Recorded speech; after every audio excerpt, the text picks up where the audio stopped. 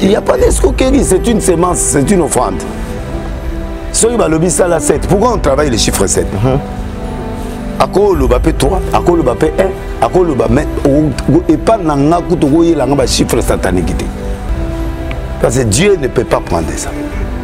Yongape na tindeli bagojo na ebishe kingana za mwana France. Place nyoso to kokugana na zana famille na bazalaka awa bazape madama boma. Donc église nyoto ya kopota so avec yazawana na okiditi na cher ne azote ya wana akopesa na 721 € oyina oye. Donc azwaki akopesanga. Sinon te bozaka guerre na guerre. Donc d'abord parler de délai c'est escroquer $700. C'est Denis laissé on a na ebi Denis laissé na kozanga yo surtout mais $700 na lebi boye il y a 5 gars OPC la OPC le côté sur la vie monga kufi sur la vie monga kufi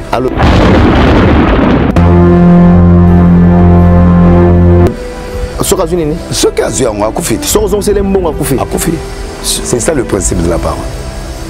Ce qui offrande. Yo pense que offrande catholique OK pas les membres. Oui combien de bateaux pas c'est bon. On a forcé ça. So yo zonse mbonga kufi. Na okufati. Ndeko nanga. Non non, on a besoin na écoute makolo ba mwana te. Na luki était yé muté venu mais vraiment. Mais le pasteur de l'église n'a pas obligé. Il t'a présenté le schéma. C'est à toi de dire oui ou non. Et c'est pas kangio. Et c'est pas imposé. Ba tcheko singana kingo. Na audio na yozola na okinga na imposer. Imposer l'autre. Imposer oui. Na proposer voici ce que on doit faire. Bon, Atabaza contre nga mais je suis dans le camp de la vérité. Vérité est la vérité archevêque. Vérité est la vérité. Parce que sans la vérité, nous allons permettre de faire des pièges. Voilà. Bon, on a un avoir normal. On a un aéroport normal. On a pas Brazate ou pas pirogue. On a un avoir normal. Parce que je ne me reprochais rien à niveau politique, à niveau judiciaire. Je dois rester fidèle à la vision que Dieu m'a donnée. D'abord, changer de vision parce que j'ai eu des incidents de parcours. Non. Donc on reste ce qu'on est, mais on le fait bien maintenant, en améliorant. Tu as ça la soumise mieux que ce que je faisais auparavant, en étant prudent, mais la vérité reste la vérité. Là, tout ce temps, il y a des difficultés au rencontrer. Quels sont des pasteurs oui, on a la télévision, va soutenir yo. Et ça na Kinshasa, même na niveau zala qui na mboka il y a États-Unis. Il y a beaucoup d'Amérique et d'Europe. Moïse Mbiye. Bon, il m'a fait aucun message. Mike Kalambay. Aucun message. Joël Tatou. Aucun message. Comment on a un problème na batouan au baby c'est moi trop hein? Non, na baby c'est le côté parce que na bango ils on a balé qui na yo comment on a un problème à ta message était pour réconforter yo. Bon baza libre. Baza libre pour réconforter ou pas mais déjà c'est il est bien ça. Déjà c'est tout. Ils ont beaucoup. Ils ont bien. Ils ont beaucoup. Et baby on est. Oui. Nani le beaucoup. Après voilà.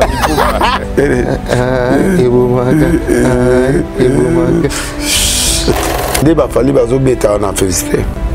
C'est vraiment félicité ouais. Pour avoir besoin quoi ça stade de France. Fallait. Père quoi ça. Fallait au ça stade de France. Ouais. Au moins on est là déjà. Ouais. Parmi les bons, il y a le meilleur. Général Investment Service. Une société d'un Congolais aux capitaux 100% congolais. L'une des rares qui vous offre une gamme variée de services dans différents domaines. Nettoyage des façades des immeubles et de tout autre espace de vie. Dératisation, désinfection, désinsectisation. Production de papier hygiénique, production de glaçons, spécialiste en logistique, spécialiste de l'immobilier, boulangerie, traitement des plaintes. Il met à votre disposition des camions-bennes pour l'évacuation des déchets et immondices. Le tout à des prix défiant toute concurrence. Contactez-nous au 085 090 19 99 ou au 082 79 92 076. Rendez-vous au boulevard du 30 juin, immeuble Virunga, appartement 6, premier niveau, Kinshasa Gombe. GIS, le meilleur.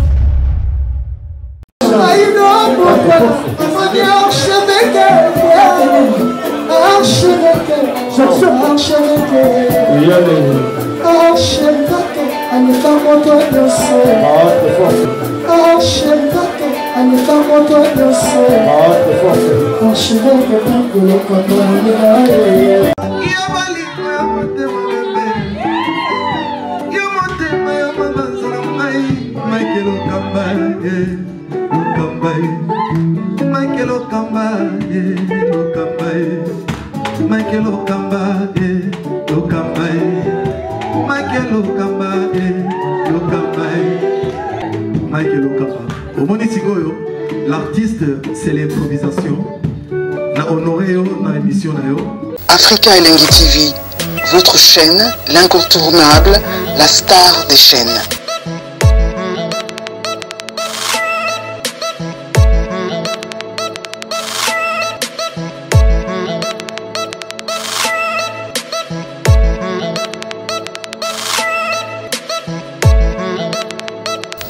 Africa Elengi TV, la magie de l'info. Voilà, bonsoir à mes fidèles, bienvenue dans cette émission. Comme vous le savez, cette émission a été toujours conçue par vous. Une émission qui vous ressemble en même temps, une émission qui ne cesse toujours à vous donner des informations. Voilà, aujourd'hui, vous allez remarquer que Simalanga, Bato Bayebi, là déjà, Mike Lokamba place Bato Bayebi, Michael Okamba. Qu'est-ce qui se passe réellement? Je vous informe que nous sommes avec lui après beaucoup de mois où il y a un niveau en Amérique. Voilà. Il s'agit bien du prophète des nations Denis Les. Est-ce que les autres sont en duplex, en téléphone ou bien tous en personne? Prophète des nations, pour le moment à Zawapi, il est actuellement dans la République démocratique du Congo, précisément dans la ville province de Kinshasa. Ici, Zawapi, prophète Azongi, il est de retour. Bato Yobonai Kobenga Biso, que Dadi Azoman Kebino, prophète des nations Azoman Kebino. Enfin, il est de retour dans Katia Kinshasa. Bonsoir, prophète des nations. Bonsoir, bonsoir. Archevêque. Bon retour au pays. Merci.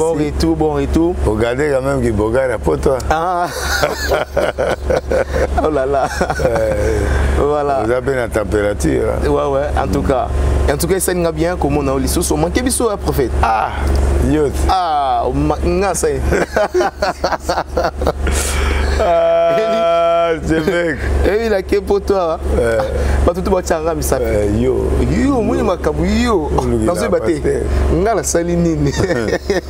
Ah, c'est vrai. Mais aux bateau balingago quand même na poto parce que l'air yo voyager, on a fait na sagi déplacement au niveau de la France, na Lyon, à Bordeaux.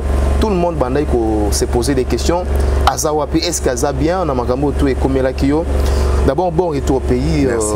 Voyage l'équipe bien? Très bien. Voyage l'équipe très bien. Séjour l'équipe bien. Mais cause la musique na mboka, ah ouais, cause la musique na mboka. Ouais. Ah d'accord. Alors, vous savez combien de mois on a 4 2 mois et quelques. 2 mois. 2 mois c'est beaucoup hein? C'est trop. 2 mois c'est vraiment beaucoup. Ok. Kinshasa on a température. Bon, na moyen à palpiter aéroport à on a bimité. Ah, aéroport directement. Bien à palais, na bimité. Est-ce que tu vas te belé bazo manquer aux au courant? Té.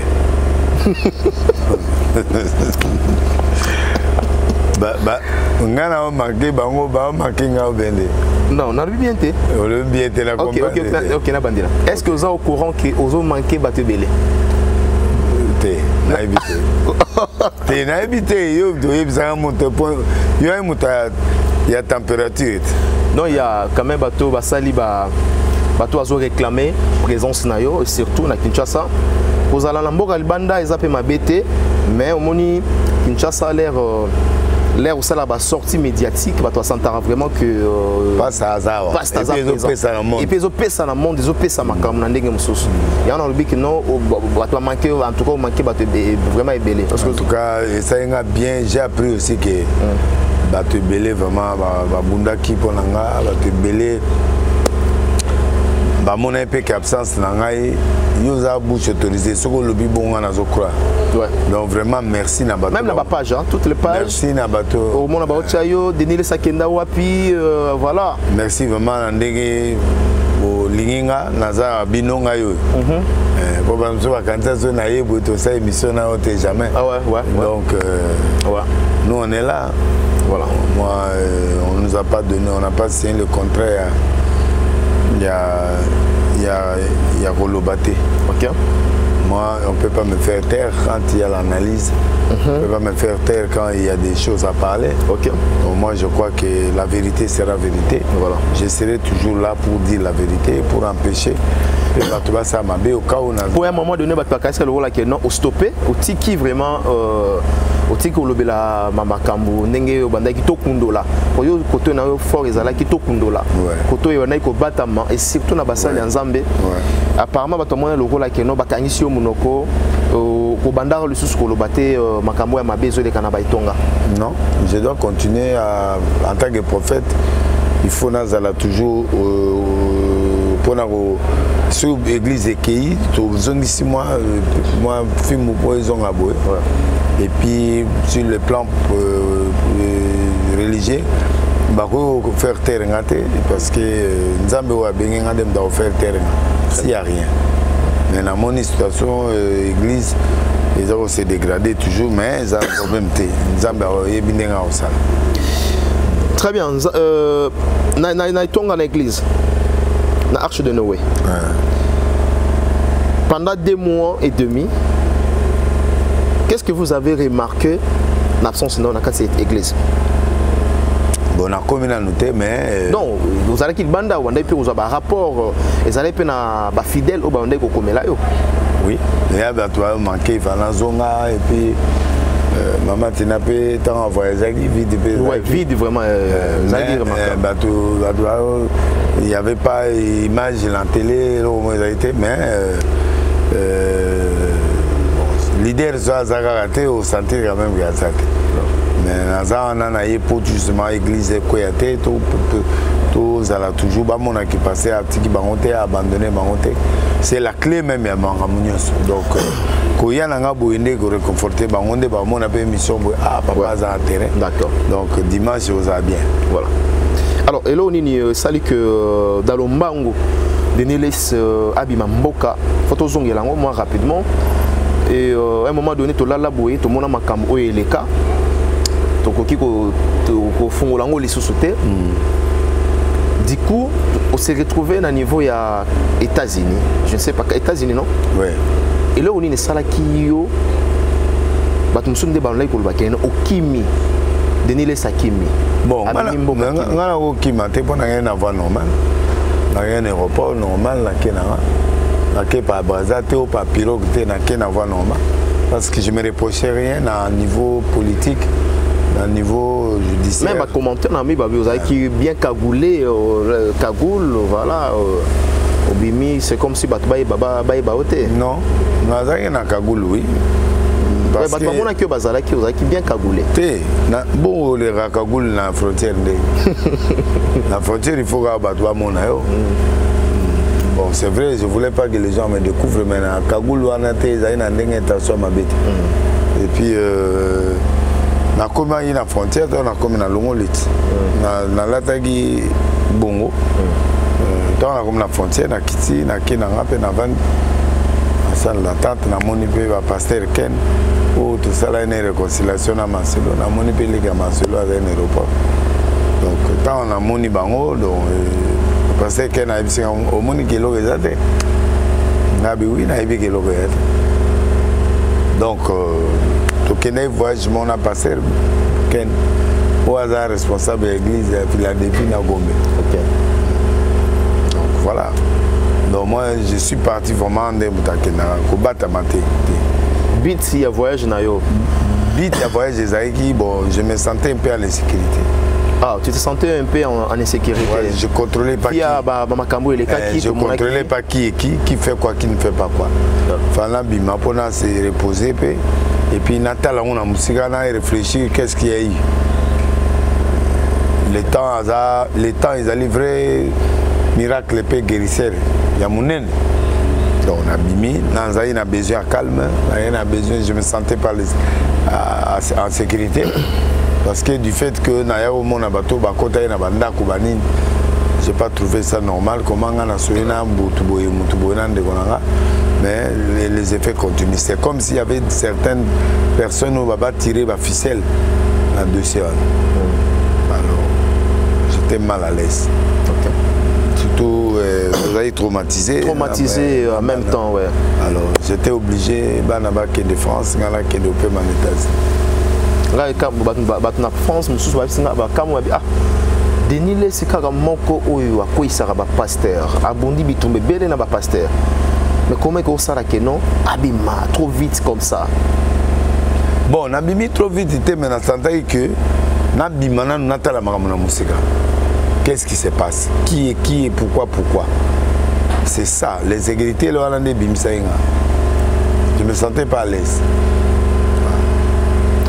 Kozongo zongi boye et là on est que Denis qui est prophète azonga Kinshasa. Tant nanga ekokia kozonga parce que na koki kimamboka te. J'étais parti me reposer aussi. Azongi parce que je n'ai aucun problème avec personne. N'a problème dans l'état, n'a problème dans le gouvernement, dans le président. Moi je soutiens le chef d'État. Na croyais dans la présidence naé. Bon, pourquoi je dois fuir? Je dois fuir pourquoi?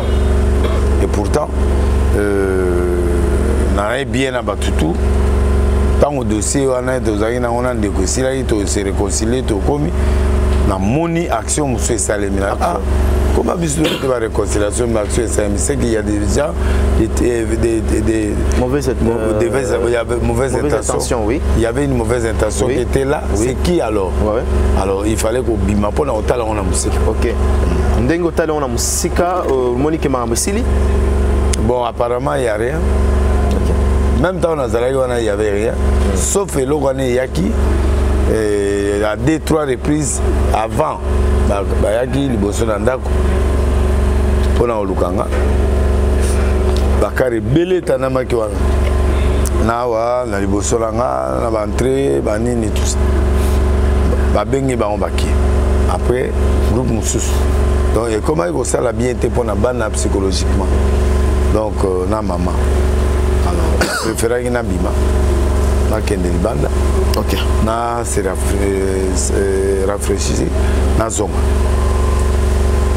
Na bengi na mutute na senti ka kele na ko na zonga. Non, mon lobby a le temps, le P6 signification à temps, le temps est anini. Temps est guérisseur. Temps est guérisseur. Nathan on a fait est-ce que j'ai occasion de payer à Golobakelon voilà. Il y a tant maintenant que Denis laisse na se comporter n'engue pe bato belé pe bato senga. Bon, on a quoi imiter mutute. Yo lingo qui bizanga na domaine. Nga nazali prophète d'abord et puis naza analyste. N'analyse par rapport à Mboka, par rapport à Nani. Ce que je ne peux pas faire, ils allaient peut-être citer, bah non. Il y a bateau, mais je dois critiquer. S'il y a quelque chose qui n'est pas bon, je critique. Ce qui est là où ma base en église n'a annoncé, il y a un problème. Et surtout la dénonciation, pasteur Belé, je dois quand même avouer, c'est permanenté. Les lots, contre. Nabilo dénonce un rapport à pasteur, contre eux. Bon, à contre mais je suis dans le camp de la vérité. Vérité est la vérité, archevêque. Vérité est la vérité. Parce que sans la vérité, nous allons permettre de faire un piège. Si on a quitté parce que la vérité est toujours là. La vérité triomphe toujours. Très bien. Pendant tout ce temps, on s'est reproché Nani. Peut-être. Hello, Moro. Mon à Brazza et deux fois. Mais à mon avis, pétage et bouleversé. À Zonga Brazza, les gens ont été mal interprétés à mon pétage, bah devient en mingi. Et ça là, bah tout m'a bien mis tout. Bon, franc parler là. Nayo mon épée, ça là qui peut, nayo mon que non, na tomba qui quand même na piège à pétage. Na tombé na pétage mon pétage pour na ngai ba to ba interpréter qui on m'a bé. Yango ne salinga regret moi moké mais attitude en tant que prophète, attitude en tant que serviteur de Dieu, attitude en tant que meneur de vision. Je dois rester fidèle à la vision que Dieu m'a donnée. Je dois changer de vision parce que j'ai eu des incidents de parcours. Non. Donc on reste ce qu'on est, mais on le fait bien maintenant en améliorant. Tu as ça là sous mieux que ce que je faisais auparavant, en étant prudent, mais la vérité reste la vérité. Si les gens ont fait tout ça pour me faire taire, non, on ne peut pas faire taire quelqu'un. L'évangile va et puis vérité va. Voilà. Denis Les, il y a prophète des nations. Il y a Makambo. Pendant tout ce temps, Makambo est comme Elio. Tout le monde a sa vidéo. Ça crie des larmes. Les là qui même la bakonzi. Na Denis laissé il y a les longs Fandiboué. Qu'est-ce qui a changé en même temps?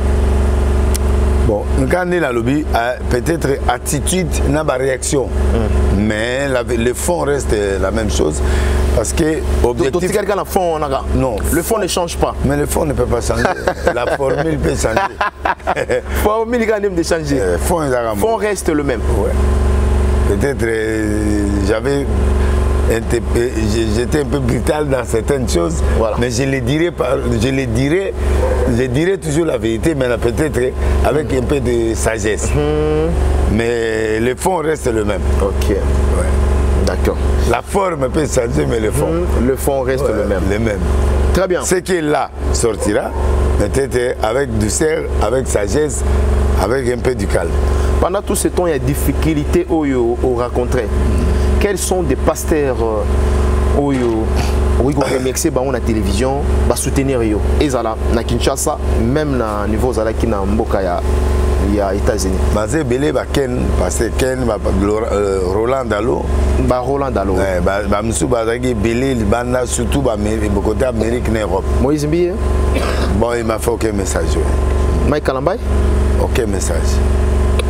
Joël Tatou. Aucun message.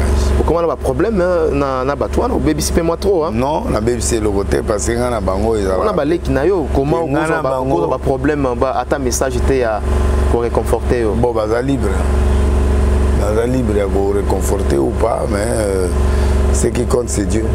Na bateau ba olinganga na ba passer musu soisé belé o ba soutenir peut-être baza une occasion au salle la ngote. Peut-être comment peut-être au salle monter bazago occupé na ba réalisation na bango ba stade. Ah ouais.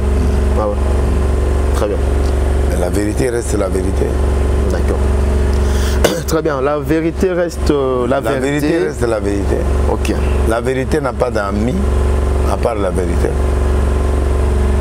La vérité n'a pas d'amis à part la vérité. À part la vérité. Mutu aza na rolobani moto azali na oyo ngana na ngote vérité na yonde parfois ils ont choqué hein ezali sumote na nzemo na le péché le mal nzemo wana atako matu bebele bakoloba naza na vérité na yebi ke ezali sumote oui bien le péché et le mal. Le péché et le mal. Et le gens m'a baisé à son assommé. Et que n'a des bimat. Et que n'était n'engagé que n'était bimat. National producteur à Obimsan. Ah d'accord. Un clip l'autre. Pas toi pour ce zong là.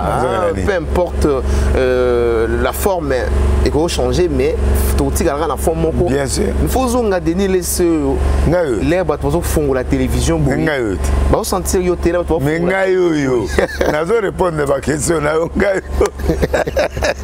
Ah, ça change à là le bien. Là c'est la changer forme fonte. Forme la façon de transmettre. OK. Mais ça va mutu moko. Era mutu moko. Kasi ngazo c'est là la question. D'accord. Alors tu fais une page maintenant politique. OK. Vous allez qu'il banda mboka lelo ba question ça vraiment belé mais to kopona tozonga prochainement parce que si on a bien tout nos ba question absence na yo to zi ba sujet ya ndenge na ndenge banda yo kenda et te belé salaboué te belé salaboué. Alors pour ne pas revenir toujours juste ma question d'actualité, ma question du jour. Au Talaki Mboka Nandenga Moussika, comment est-ce que le ministre qui est Costa Moutamba, ministre de la Justice, est très très bien. Guerre et côté entre Yéna magistrat, Yé à lobby à une démarche, il y a une hémorragie dans côté Italie, à mafia. Le lot, Nganayo prophète de que sur le tambour d'un parquet, justice n'a pas corrompue. Même le président de la République, il a reconnaître que justice est malade. Le lot démarche, il y a Costa Moutamba. Oui, bon, démarche, il y a Mboka Nabiso séparé dans l'institution. Oui. Parlement. Oui. Gouvernement. Oui. Cours et tribunaux. Présidence. Ça comprend. Alors, bah partage à pouvoir en aiso l'accès mutre batuna batu bazana kata secteur nama. Donc on attribution na attribution na mission on zamba PC. Alors, na oyo constitution est PC. Alors, il y a redressé justice congolaise. Dans la justice, il y a la magistrature, il y a beaucoup de choses, le gouvernement, il faut assumer la responsabilité en Boka. Alors, le problème se pose entre le Conseil supérieur et la magistrature, on a peut-être le ministre, au moins on est interféré par là-bas. Alors, question à dialogue, question à collaboration. Parce que quand les institutions collaborent, ça dit ils s'expriment, ils partagent le point de vue, ils ont évité le dérapage. Parce que ceux qui, par exemple, le ministre de la Justice a sa projet dans le Parlement, je donne un exemple. Nani, ministre, parce que le ministre a un gouvernement. Voilà, biso, toi, un projet, boué. Ministre pas le babo biso nana sala ba innovation na koto bino monde bino peso bora le lobo pianga, c'est ça la collaboration. Alors si go magistrat va sentir que on dirait ministre a échappé bango et bien comme côté ko interférer na attribution na banque ya bango. Et puis entre autres les déclarations se sont faites de départ. Vice-ministre, c'est pas lobby, ministre à lobby, dans un senti, moi, ma contradiction, il faut harmonisation. Un vice-ministre à justice à lobby, par exemple, dans Makala, il y a des morts. Je donne un exemple. Allez, après, le ministre intérieur, il y a 129. 129, oui. Alors, déjà, ils se contredisent. Ouais. Et le doute revient maintenant, il paye la population. Ouais. Qu'est-ce qui ne va pas? Ouais. Alors, donc, mon constat, il fait bien pour faire la justice pour que Magui ici, la bloqué ici. En fait, dans mon tour, il y a bon.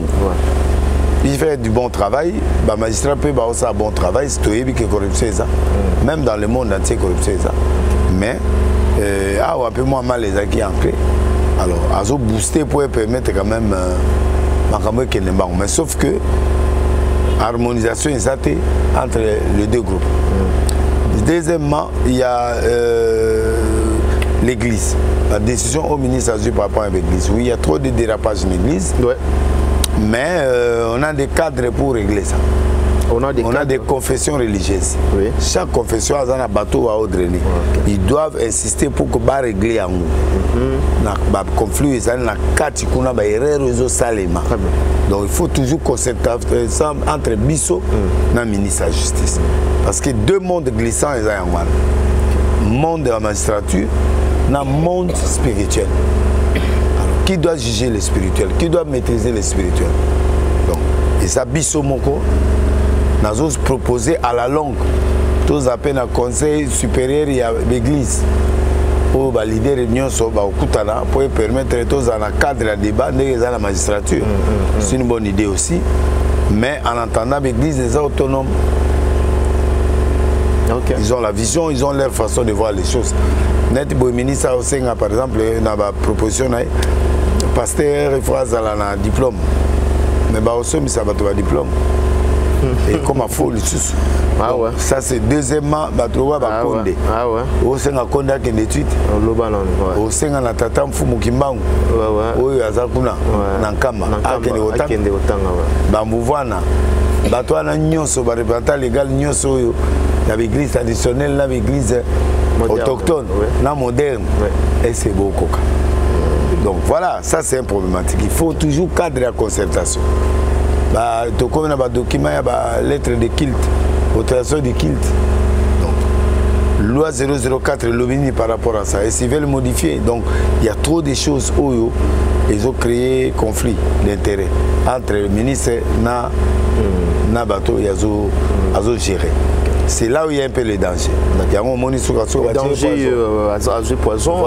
Voilà, azur poison. Voilà, donc il y a des gens qui ne tolèrent pas ces manières, personne n'a à agir. Même façon à agir, l'extrémiste. Mais est-ce que c'est une façon aussi il y a côté la poison parce que oui, mais quand il est un danger public pour la mafia bateau, il est un danger public pour le réseau mafieux, il va éliminer. On va caïd. L'église va béto à terre à boutou. Bakauti likolo no mandema atata nozo mona na le cop na yangwana atata na cop na bango yangwana cop na bango yangwana siko yo no bomba cop na ngai vraiment donc mais c'est ce qui veut dire que mboka oyo espoir ezate espoir ezali mais muto alinga bon ça ozwa kake na lokolo te o koto a olia poison a udi pota obunda zusu mais à udi à la quitte tu m'as compris déjà que les avoués c'est en danger évolution il faut ton dima ok que ce soit l'église que ce soit la magistrature il faut ban dima objectif na yé un travail bien fait l'église va passer va raisonner parce au moins on est va passer Armand le Bamakambo va bêtise la télé devant les familles devant de côté on a Monique ah ouais ministre en a raison ils ont ça trop ils ont ça vraiment trop dérapage collègue bon on a habité sur un collègue n'a vu non par exemple parce que évoqué en haut Baraka où les lois a tombé dans ma bêtali à la bêtise tout le temps tout moment tu évites ni les ozoyés Baraka Mobi bon on a retrouvé on a évité que ça ne va pas avec lui bon il y a un moment il va remonter une option à CNPP aux documents d'abord avant aux documents église il faut que les CNPP oui bon ok solo mais tant qu'on a bien le père bisous on a 21 ans sur combien sur bas babi pour diriger l'église à 43 ans donc ça là pas de document il y a 43 ans héros à la 43 héros bonus 93 ok on va pas 93 héros nana comme à peine 100 93 so on a que c'est un peu au sein qu'est-ce pas ta la submité tu as vu la machine mais pourquoi la machine chauffage na biso ba otala yo ba régler terre monteuse ça monteuse ça terre ok Kuma Mikolo, Atigana va demander pour donc, et ça là qu'il y a eu bien. Okay. Donc, il faut qu'il y ait un cercle, il y a communication entre le ministre et l'église, entre le ministre et la magistrature, la grand magistrat. Oui. Donc, c'est très important. Bon, tu as lobby que ouais, parce que Lelo va remarquer que il suffit que soit un magistrat battu en prison ou ibinguba battu en prison il y a aussi poto aussi pays développé. Prophète. Tu es un peu fatigué. Hein? Non, on a ça le voyage il y a 26 heures. C'est normal, il faut. Deux problèmes, fatigue, un problème, il y a décalage. On a deux problèmes très sérieux. Si on a en Europe, on a un problème. On a dit Dallas. On a dit Dallas, Paris 9h. Dans ces 4 heures sur l'aéroport pour voyager dans 11 heures. Tu es Brazza. Tu sais sur 2 heures du temps. Tu es Brazza, tu es Brazza, 2 heures. Après tu sais 13 minutes au combien. Cause la bagage, on a outil États-Unis 23 heures. Oh là là. Donc fatigue, c'est normal. Et puis moi décalage, le long à la mouille 6 heures. 6 heures. 6 heures de debout. Au cas où il m'a debout. Pour que c'est lui. Décalage. Décalage, on a des obétanga. Yango, tu as les lobes supporter biso quand même. Et aussi là, en deuxième émission, et aussi la main. Ouais. Vraiment limisa. Ouais. Ceux qui n'ont se présenté, tu es bien. Ouais, dans auto. Parce que batu baoye baté na komi na yete na zawapi. Donc il faut batu ba comprendre. Alors, et tu as remarqué aux États-Unis, tu as retrouvé un scandale, hein? Bon, ça en va, fait, oui. Bon, scandale les athées dans le sens que Mboka est un Mboka justice. France peut besoin de Mboka justice. Donc, et tant que l'année Mboka est pas sous-développé, justice est en première position. Mais quand on a penda pour pas kangayo tout ça les longs moments il faut vraiment pas justifier penda pas la penda que tu es coupable et tu es coupable. Mais quand même je suis trop scandale, je suis trop prudent. Scandale dans le sens que Nengue Zalaka tout le temps avec des filles, avec de bière, bon, bien qu'ils aient la réalité, Bacha on peut bien nayo. Dans un scandale on a tout, on a invité Kenge et Kenge Luta. Et Kenge était côté la base. Et Kenge venait. Et Kenge Luta très prudent. Et Kenge Luta t'es pour na héros. Et toi on a besoin de publicité en ati. Mais baluka angoka ti tant qu'on a quitté l'aéroport na moni de laisser arrêter aux États-Unis. Donc c'est pour dire que biloko ango ezala kaka. Ouais. Biloko ango ezala kaka. OK. Alors oui, nous avons le membre justice, tout le membre pays. Donc ministre empoisonné na moni ba à Kepoto. Agi pas prise en charge. Il y a poto donc voilà. OK. D'accord. On a besoin de poison. On a ça en Afrique du Sud. Ah, Kala, non? Kala, ouais. Oui. Okay.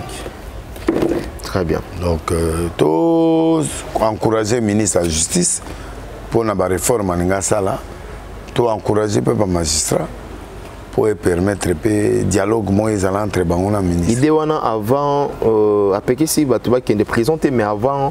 Montant qu'il y a des prisons, dérogation, il faut dérogation à mon ministre, au moins idée on a fait malam. Bon, on a évité parce qu'il y a un exécutif, gouvernement, les institutions, bango bazapé dans cours et tribunaux, les institutions. Mais il y a un pont entre les deux. Pont en il faut dialogue. Il faut dialoguer. Il faut tout le temps concertation et le Conseil supérieur de la magistrature. Alors parlons de l'évasion et ça dans la prison centrale. Yamakala, tout le monde, Kande Molobia tantôt, le vice-ministre nous parle de démons. Entre-temps, de l'autre côté, Bazoïb Saviso, 127 morts. Comment on a un bateau Kofi dans la prison? Quand on dit qu'il y a tentative d'évasion, ça dit que bateau va bimiter. Bateau va tenter qu'il y a bima, mais va bimiter. Mais qu'est-ce qui s'est passé réellement? Tout s'est retrouvé plus de 120 quelques morts. Selon le gouvernement, plus de 127. Bon, il y a une harmonisation, il y a un point de vue. Vice-ministre, il y a des morts. Ouais. Après, papa Chabani. Chabani, non? Chabani, oui, Chabani. Il a annoncé dans la réunion 120 morts, 129 morts avec autant de blessés, cinquantaine, il y a blessés, il y a quelques viols, il y a Bassi. Bon, cette contradiction a mis mal à l'aise les gens. Alors, l'image, mon équipe par rapport. Image, tambolinga, image, la prison, pas le téléphone, non? Va filmer. C'est normal. Directeur à prison, apparemment, la monnaie. Akimi, danger, qu'est-ce qu'il dira? Qu'est-ce qui cache les au bâtiment? Bon, pour Naïa, il est en danger.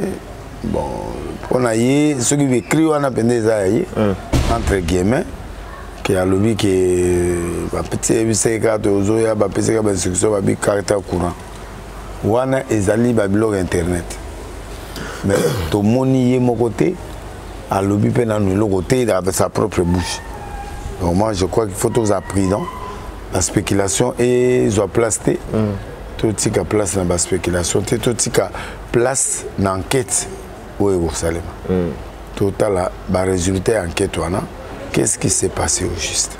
Même dans le gouvernement ba on ba lobi que sabotage va dire il y a ministre justice mais sabotage oui tant sous sabotage bon guerre est pendant ouverte yango toujours guerre est ali bon tant mais ozomona ba membre des gouvernements oyo ba tieli biso ba nouveau membre du gouvernement ozomona déjà ba tiraillement ezo salama entre bango na bango koto na magistrature bitumba ezo bundama koto ba tiela nani poison ozomona pena que non espoir ezali pour que na ndambo ya ngonga oto tikali nango Félix Antoine Tshisekedi asala pe makam aké déjà bambuleke bambuleke a combien atika na combien ils ont la zemi bambuleke nda a ko tika na ba 4 ans ouais 4 ans bon on a prévenu ki bango mbuleke na prévenu ils ont rasimate kenda li moso na prévenu ki na ba prophétie mo na tindaka na lagi d'accord te na méthodologie élection illégale qui a part présidentielle le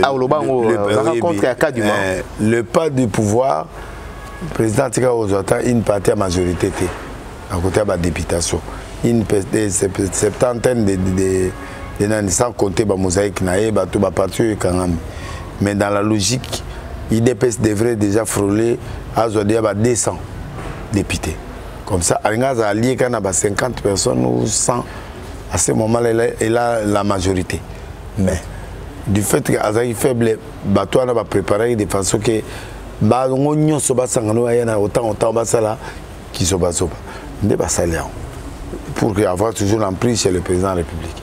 Alors c'est ce qu'ils ont fait parce qu'ils n'ont pas voulu que Bappé ça pour président pas que na indengwana ce qui a une idée pour être trop concentré pour naï à réélu ce qui a été fait mais le parlement bazu a tué des bébés l'été parlement bazu a tué OK ça dérange mais ce qui est vrai que il faut tout ça attention parce que s'il n'y a pas d'harmonisation dans le cadre de la concertation nous allons tomber dans un chaos et en gros on a eu ça nous qui n'a contenté na ba choix muto il faut azala dans le parlement dans le sénat dans ba mitu institution et pour na mboso hein pour na mboso te na proposa mboso na pense que exemple mboso aza par exemple l'ambition te comme président dans la podana ni wanate parce que le monde évolue à supposer que les loyaux va vouloir par exemple président à la transition ou président a évolué va accélérer moi tant ou va changer constitution je donne un exemple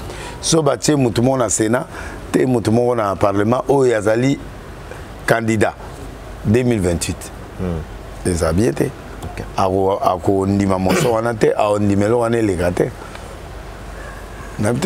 très bien donc voilà à ce moment là président de la République, il fallait tenir compte à ces éléments.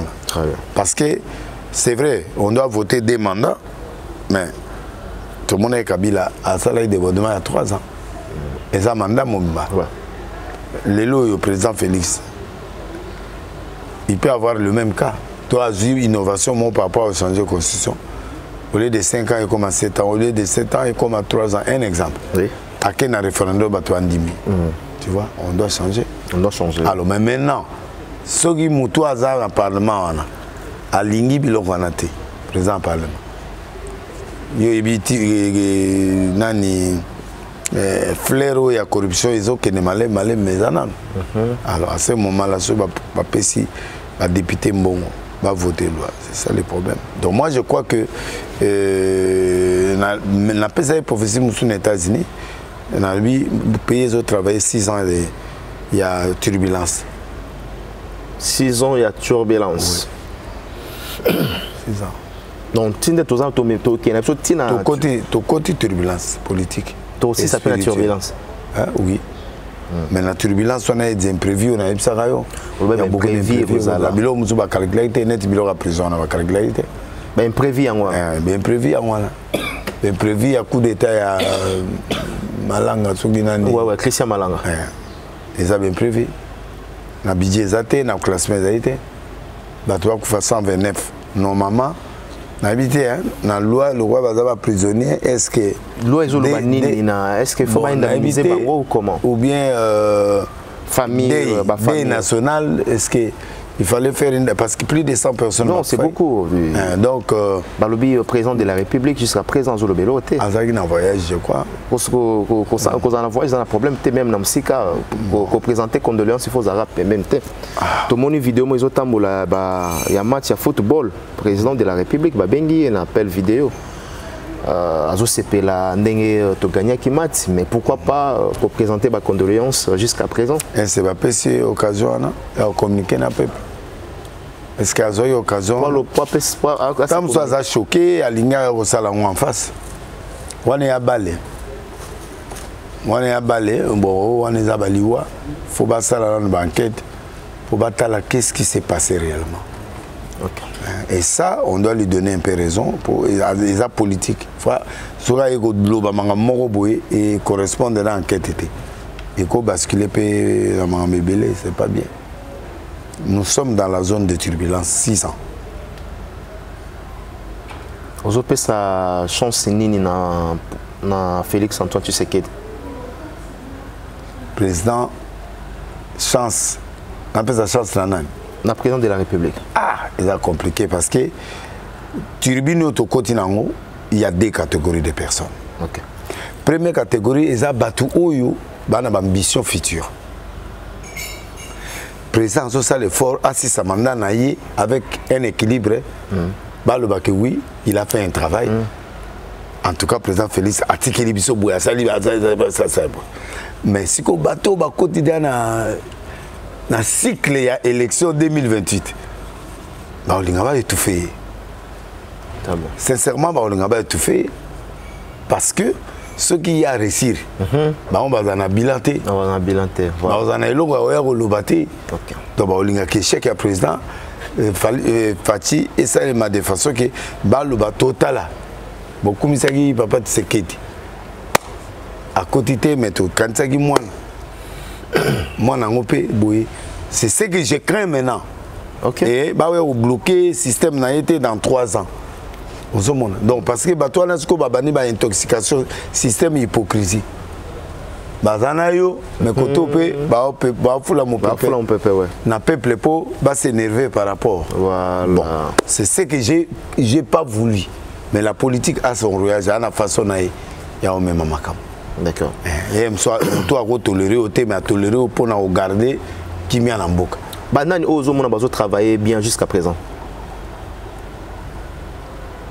Bazali. Un gouvernement. Un gouvernement. Ouais. Bon, ministre des Finances. Ministre des Finances à Makassi. Comment vous dites qu'il et tout là, on a évoqué le comment il est très important. Tout le monde a un moment Nicolas Kazadi, Bakomaki 2 mois impayés, 3 mois impayés. Mais l'air ministre des Finances a y l'actuel, ouais, actuel. Non, l'actuel là, il est bon. Tout fonctionnaire, lui, il est jeune, il a amené la jeunesse à travailler tourner à des gérades, place Mongo circuler, place Makambibili, c'est ça les mains. Donc, c'est un bon ministre des Finances. On dit ma ministre et à sport. Parce que nous a déjà Didier Boudimo, okay. Il a des bonnes initiatives et il est jeune. Vraiment, je ne m'attendais pas, mais je sens que les choses bougent de ce côté-là. Okay. Bon, Guy Loano est toujours là. Guy Loano, il est présent. Bon, tout senti était Guy Loano. Azali, au contraire, Liao ministre qui peut penda y était natie fonction publique t'es natie cap mais c'est un bon élément aussi il y a ça élément moi bien Liao oui c'est un bon élément c'est un bon monsieur et bon bah monsieur bah travailler dans anonymat bah travailler dans CC nan au babi mané clarté la maman premier ministre aussi il a la sagesse de gérer Conseil des ministres et puis c'est l'ami de la présence il y a mon président mais Azobunda maman mais en tout cas le ministre va travailler en anonymat balina bango applaudissement publicité bazana bango ba okena na système nyao Très bien. Le concert est belé, vous avez payé le bande Mboka. Concert, il y a Mike Kalamba, vous avez qui le bande Mboka, non? Oui, vous avez le bande. Vous avez le bande? Oui. Au CPR, le concert, on a parce que vous avez eu quand même le temps. Il y a que 5 ans dans Nzambe base à la présent, le jour, non? Vous avez qui satisfait, au monde en public était vraiment au rendez-vous? Oui, le public était au rendez-vous. Et puis tout était fait. Il y avait aussi la présence des dieux.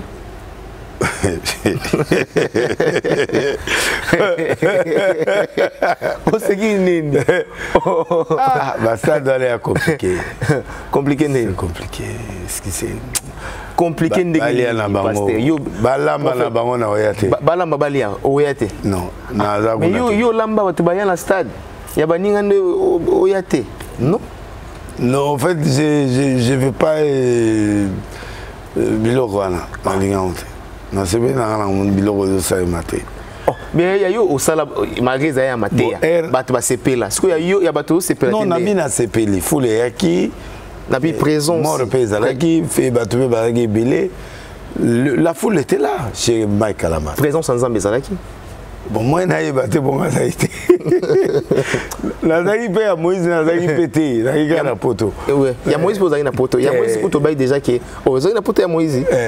Et solo. Et solo. Oui. Ok. Ok, ok. Là, à Paris, non? Ouais. Dans mon un des concerts, il y a Mike qui a Zénith. Ok. On comprend? Ok. Mais apparemment déjà Moïse Oloba qui est présent dans les Zalaté. Non, dans le bail bon côté, dans le bail qui Andertaken. Voilà.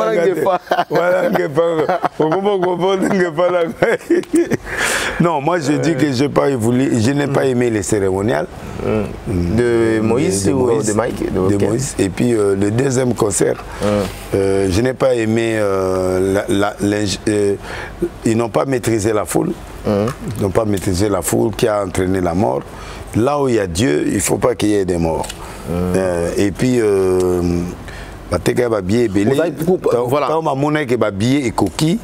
il fallait pas stopper à 80 000 ou bien à 100 000. Pourquoi vous avez contre Yahweh Ranson à Matana Podium? Je n'ai pas contre Yahweh Ranson. Yahweh Ranson, c'est un frère, il n'est pas pasteur. Okay. Le podium, c'est pour nous. C'est pupitre, tout le monde pupitre. Ça place où tu communiques en Zambie. Donc, les musiciens, il y a des musiciens profanes, et puis les invités qui est à Tchamaboko. Aïe, quand nous avons la présence du frère Ouerason, Bonaboye, tout ça, Babetele Maboko. Podium, on est pour les évêques, ils pour les prophètes, ils pour les pasteurs. Il y a Ayambié, bon, je ne sais pas mauvais, Ayambié en tant que collègue, naïvité, en tant que collègue, et puis. Non, Bazab artiste en même temps. Il y a un azolo. Bazab artiste. Il y a un lobby. Ayambié. Et puis, oui, il a confirmé qu'au côté de la cour des grands. Bon, il y a confirmé Moutanzambete dans la cour des grands. Oui, le prophète Denis Lé Sebakota. Non, dans la cour des grands théo par rapport à la raté. On bazali profane. Toi différent. Biso ali kolo makasi. Bunkola kene dimanche pas wale ça faut ka makiti. Ouais. Voilà. C'est ce que je pas voulu. Donc il ouais raté azo ya on faut fukam devant Mike. Fukam devant Mike. C'est Liboka pasteur. Mike c'est un pasteur. Il a des foules dans son église. C'est un pasteur. Donc il y a les systèmes en beauté. Il y a un qui est en beauté. Mais tant qu'il y a qui pas wale ça fukam. C'est-à-dire, c'est lui qui reçoit un prophète à qualité de prophète, obtient la bénédiction des prophètes. Mais il y a Yambié en tant que collègue artiste, qui n'est pas mauvais aussi, mais dans le podium. Et puis il y a comme ici, cours des grands. Cours des grands, ça ne s'entre pas comme ça, parce que ça l'histoire-té. Cours des grands, c'est une somme de beaucoup d'activités, de beaucoup de comportements, de beaucoup de choses. C'est ça qui fait de quelqu'un au cours des grands. La mentalité, la façon dont tu gères la population, les fanatiques et tout ça. Donc, je vais un cours de grand. Cours de grand, ils ont des critères. Cours de grand, ils ont un stade de terre. Ah bah oui, bah beta basta bazan d'expérience. Na lobby hein. Là déjà on dit ma pasteur na podium. Na lobby hein. Oh yo côté na cour des grands. Non, ils ont concert chrétien. Tu poids biso surtout sengaki batubaya. Mais il fallait pas limiter batou par rapport au nombre de billets. Batouaye, babispe zaraki, ba transport zaraki. Azu chance wana batouaye belé. C'est quelque chose de récite. Point de vue nombre, n'est-ce pas?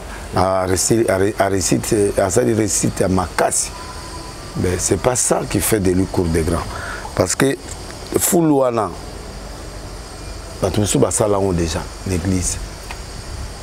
Kole Kapewana, Batoussala, Sonic Rafout. Il a fait un stade à Bouy. Kole Kawana, Batouba Vandatina Victoire, Moulongo. Petit côté église. Ok. Ni Yabawera, ni Moutoumoko Salangote. Mais ce n'est fait, mais on ne mentionne pas. Ce qu'on a besoin d'ango. Angaïb Saïe, aïe. Pour Sakola déjà, il est chrétien, là, il sera grand. Alors il fallait bien, aïe, pour Yemta Sala, plaît à ma chrétien. Naba Soukutino, Bisso, tout ça là. Alors il fallait bien, attends, mais bien, attends, mon qu'on a Bisso. Aya Koloba a témoigné quand même sur lui. L'élévation ne vient ni de l'Orient ni de l'Occident, de l'Éternel. Mais il faut être confirmé par Batunabino. Lui, un musicien chrétien, il doit être confirmé par un leader chrétien. Oueraza profane. Morote. Morote. Ah voilà, Morote. Morote, ça peut déjà sur le marché. Morote, ça marche quand même. Très bien. Pas bien. Et puis tout ça. Félicitations à Ouera. Félicitations à Ouerason. Oui, mais Batne, c'est pas là qui va rebondir. Il n'y a pas de problème. Tout le monde ne doit pas être content. Vous avez un monopole. Vous avez un monopole parce que biso tout ça la bastade bisopé. Toi la monopole tendingini. Mboko izaka ya mutu mokote papa. Monopole tendingini. Quelqu'un analyse comme il veut. Tika la batuka que non wera en terme. Non mais na lobby biso tout ça va plein. Wera kaka ndingini. Ajube pe basala, ba fali pe basala. Ba waze ko pe basala. On sait pas pourquoi. Yo c'est waze quoi. Mutu mo alega ke la chorégraphie. Mais manga bongo tela c'est waze wana. Est-ce que na leli nanga na lila ki benda waze ko na chorégraphie. Ouais, non betaki bien, betaki bien. Mon côté son tous appels concerné Canada. Vous comprenez. Donc on peut pas, pourquoi on ne peut pas parler de Ouera? Pourquoi on ne peut pas parler de tel. Non, tout le monde doit être analysé. Non, il y a Zana Banzoy. Est-ce que tant... Non. Zana Banzoy, Baza présent. Sur Simbi, bon, Nazana tant il y a polémique, mais on doit l'analyser. Moi, j'ai analysé. Nzoy ou pas, j'ai analysé. Donc, Nzoy ou pas. Oui, j'ai analysé. Sans polémique. Très bien. Parce que tant on va ça la stade, on va bien un peu bisoter. Ok. Tu as tout nié. Oui, attends, ça les stades, tu as bien passé. Tu as bien été. Hein? On aura qui biso. Tu as passé. Même à Tao, il va s'engager qui a. Alors, même moi, il y a Wenge. Tu as bien été. Konde, qui n'est pas Konde pour. Ça, il va en prière. Nandaku. Ouais, mais Kobenga. Kobenga. Et puis, il y a Konde, puis il y a Pambate. Et ils ont ramené là, mon solo, non? Bon, ça va t'indiquer le bateau, oui. Qu'on a tina bateau. Ce qu'a tindi le bateau, c'est bon. C'est bon, oui.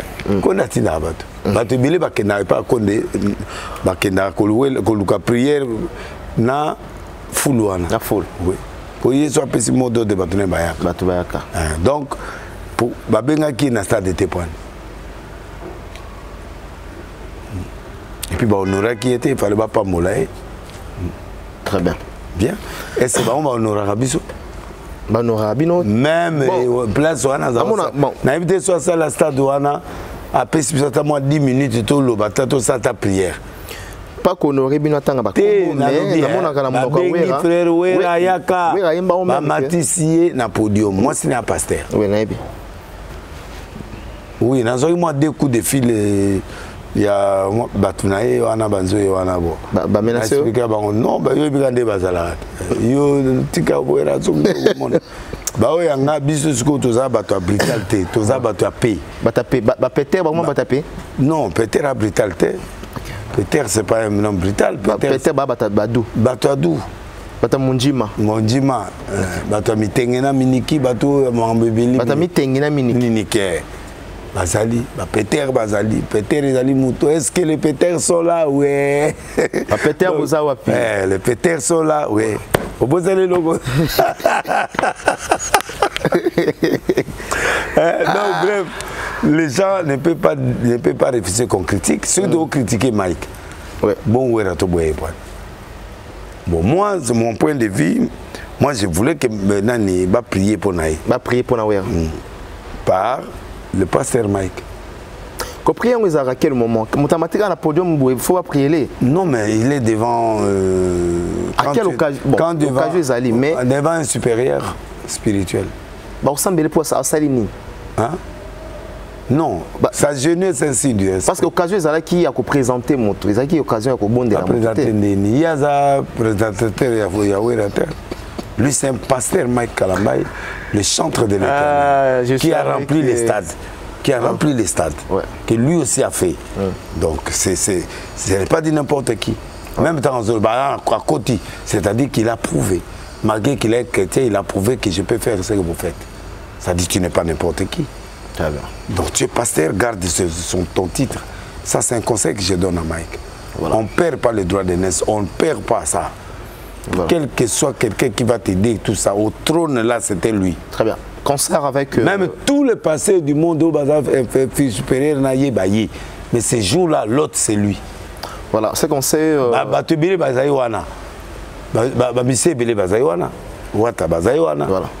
Fallait bien un peu Wata, non? Voilà, c'est qu'on sait... c'est un conseil que j'ai donné. Voilà, c'est qu'on sait la belle Madjabou qui a travaillé avec pasteur. C'est un pasteur aussi, il était là. Oui, oui, mais est-ce que ça l'a mis en ligne qu'on souhaitait bien que ça qui sous couvert et à Madjabou? Et ça l'a mis en ligne. Bon, Madjabou a fait son travail. Et ça l'a mis en ligne qu'on souhaitait. La production de Madjabou, oui, le plein était là. Le grand plein était là. Madjabou a prouvé que je suis un grand producteur. Je peux mettre les paquets, je peux mobiliser, il nous a tous... Exhortation aussi, oui. Oui. Voilà, parce que ils ont critiqué au Salapa à Moïse. Oui, Koto a amélioré. Ah ouais. Mais il a amélioré avec quelques défauts aussi. Quelques défauts. Alors quels sont les défauts auxquels les défauts, l'organisation. Pardon? L'organisation, il y a eu des morts. Mais ce sont des morts naturelles. Aujourd'hui, on ne peut plus aller au stade. Là, aux autres morts, même aucun soumandou n'angaïngaï, mutao ça l'accident. Aujourd'hui, là aujourd'hui, pardon, aujourd'hui, nous allons prendre au courant. Bien aimé na yomoko oyo olingarape mingi na kombo ya Farmalola à Tikibiso à cause de accident. Écoute-moi. Pour dire tout simplement que Liwa et pour la place c'était pas ça. Moutako kufa jeune te. Moutako kufa jeune te. Impossible. Le blo bimsara awa et luka problème. To kesiko. Moutako kufa jeune te ndé. To kende. To fungo la page. La volonté de Dieu c'est pas que quelqu'un meurt jeune. Ah, c'est là la on peut mourir par imprudence, on peut mourir par une erreur, on peut mourir par le fétiche, on peut mourir par le science occultisme. Dans l'occultisme, on peut mourir naturel avec l'âge. Non, on a passé exemple. Il y a eu des morts. Des morts. Oui. Là où on loue Dieu, il n'y a pas de morts. Là où on loue Dieu, il n'y a pas de morts. Il n'y a pas de morts. Non. Mais l'étouffement qui a fait ça, parce qu'il y a eu un débordement. Et c'est ça qui a provoqué l'étouffement. Et puis ça a créé les étouffements. À quoi bon de faire le plein s'il y a des étouffements, s'il y a la mort? Chez les profanes, on peut comprendre, mais chez les chrétiens, non. Pasteur Azog Notea, Abouma Ndine, Asaïn. Pasteur Azog Notea. Sukoyo. Babouma Ndine. Babouma Ndine. Mais ça, liwa, et tout dans la question, on a été dans liwa. Et liwa, ça a un peu bon côté, parce que c'est un pasteur. C'est ça, maté, na boy, liwa, la joue, moussouzo, ya, retourne dans la question. Vexé nini oyo, pour moutao qui noté, a koufate. Nanzela. Pour Mouta qui est côté à l'accident. Il est trop jeune pour mourir. Il est trop jeune. Il est trop jeune. C'est mon jeune frère, je parle avec lui. La Bible est dans la place où il y a 30 ans, 40 ans. La mort, là, de la mort, c'est plus 120 ans. C'est 120 ans, c'est-à-dire, à tout comme 120 était. Mais pour ça, on a 83, 50 mois de colo. C'est lui qui donne, c'est lui aussi qui répond.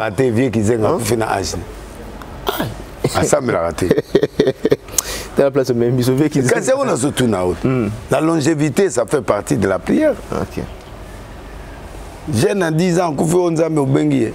À Benguier, exemple parce que nenga zala wana taba sopelier maïwana a copié kokena et puis si peut conseil peut bandimito songa peut ba passer na biso on mona pas chauffeur peut ba zala bato yazo ba kumba kay organisation ba car na coin protocole et ba kotier na mutuka aki akati sanzela c'est pas normal. Prophète, une maman qui a perdu son bébé à peine il y a Kobota, moi na koufi na kawana. C'est pas bon. Ils ont volonté en zambete. Té, nzama robo ma bébé, té ça té lo na mokil. Azo ende. Ils ont erreur prophétique et biblique. Donc jamais. Mutufa kufa na âge alia mokil. Alien na mokil, moi na za mokil ak do kufa pourquoi? Ando ki va vanda ti ba 100 bon est-ce que l'église. D'accord. Très bien. Si moi si naine tout qui moi c'est à l'obiana qui vraiment il faut dans ça la boue avec des bons projets. On se comprend. Donc moi je crois que il y a trop de morts précoces parce que tous en période il y a perturbation on a le bail. Voilà. Turbulence. Il y aura beaucoup de morts pour les pasteurs, il y aura beaucoup d'arrestations, beaucoup de morts. Bon, 129 on les a moqués. Très bien. On prévenu qui ou pas? On prévenu qui? Voilà, donc tous en attend de turbulence. Pasteur Salamoussana. Au moment de côté en Zoya, ce pied, ne bossez pas ni na zone de terre. Ah, c'est le cas qui paye. Porte d'entrée peut kokota. L'État zongi.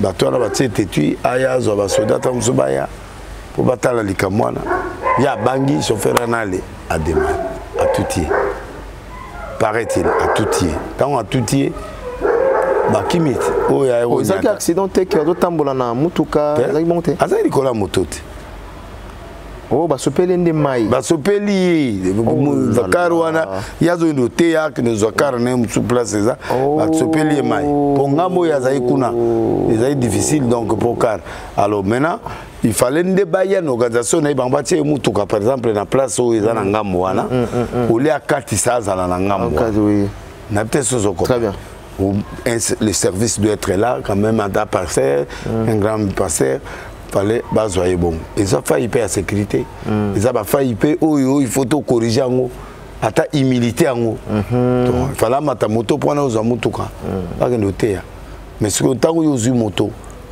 tant on a 4 ça la moto na voiture na yes nini wana yé et ce pays bango mai na chauffeur wana oh là là bilambo alinga hotel baby c'est un message il fallait arrêter wana so nga zaina ba service na yeba ngaba arrêter pour dire pourquoi Dieu permet ça c'est na te to na te alors tant ya kei azuba soda bango ba s'entêter pour ba ya ba policier ba tala soki ni kamo ya ndeni bon bango amone ai ba soda ba ya ba kanga bisale koki ma onandi ba tuti ba tout à qui liboso te ba sopela ki ema je pela ndi liboso mai na voilà siko tango yesiko yo azo paraît-il à qui aux abasoda pour baya pour batona bazo ko se comprendre était à ce moment là on va démarrer en démarrage ya zali ko nani ba nyati ba akoi tanga akoi kareke karo ute ko to e ko nyata ete na makolo ba nini tout ça. OK, personnam donc nous avons perdu un grand musicien, un grand pasteur. C'est un petit à moi qu'on parlait. Oui. On appelle ça qui beaucoup de conseils hein, dans le ministère. Il faut faire attention à beaucoup de choses. Ça. Vraiment, j'ai beaucoup pleuré. Très bien. J'ai appris sa mort. Donc, voilà. c'était ça. Il est trop jeune, il ne peut pas mourir. D'accord. Ngali wabo na kobenga o naturel te. Obenga o naturel te. Te. Les mystiques. Na mystique peut-être mais ça naturel te. Donc c'est la nzamba ngamote azuna et kozwa mutu te. Et ça, le monde est méchant, ils font des choses dans la méchanceté et voilà. D'accord.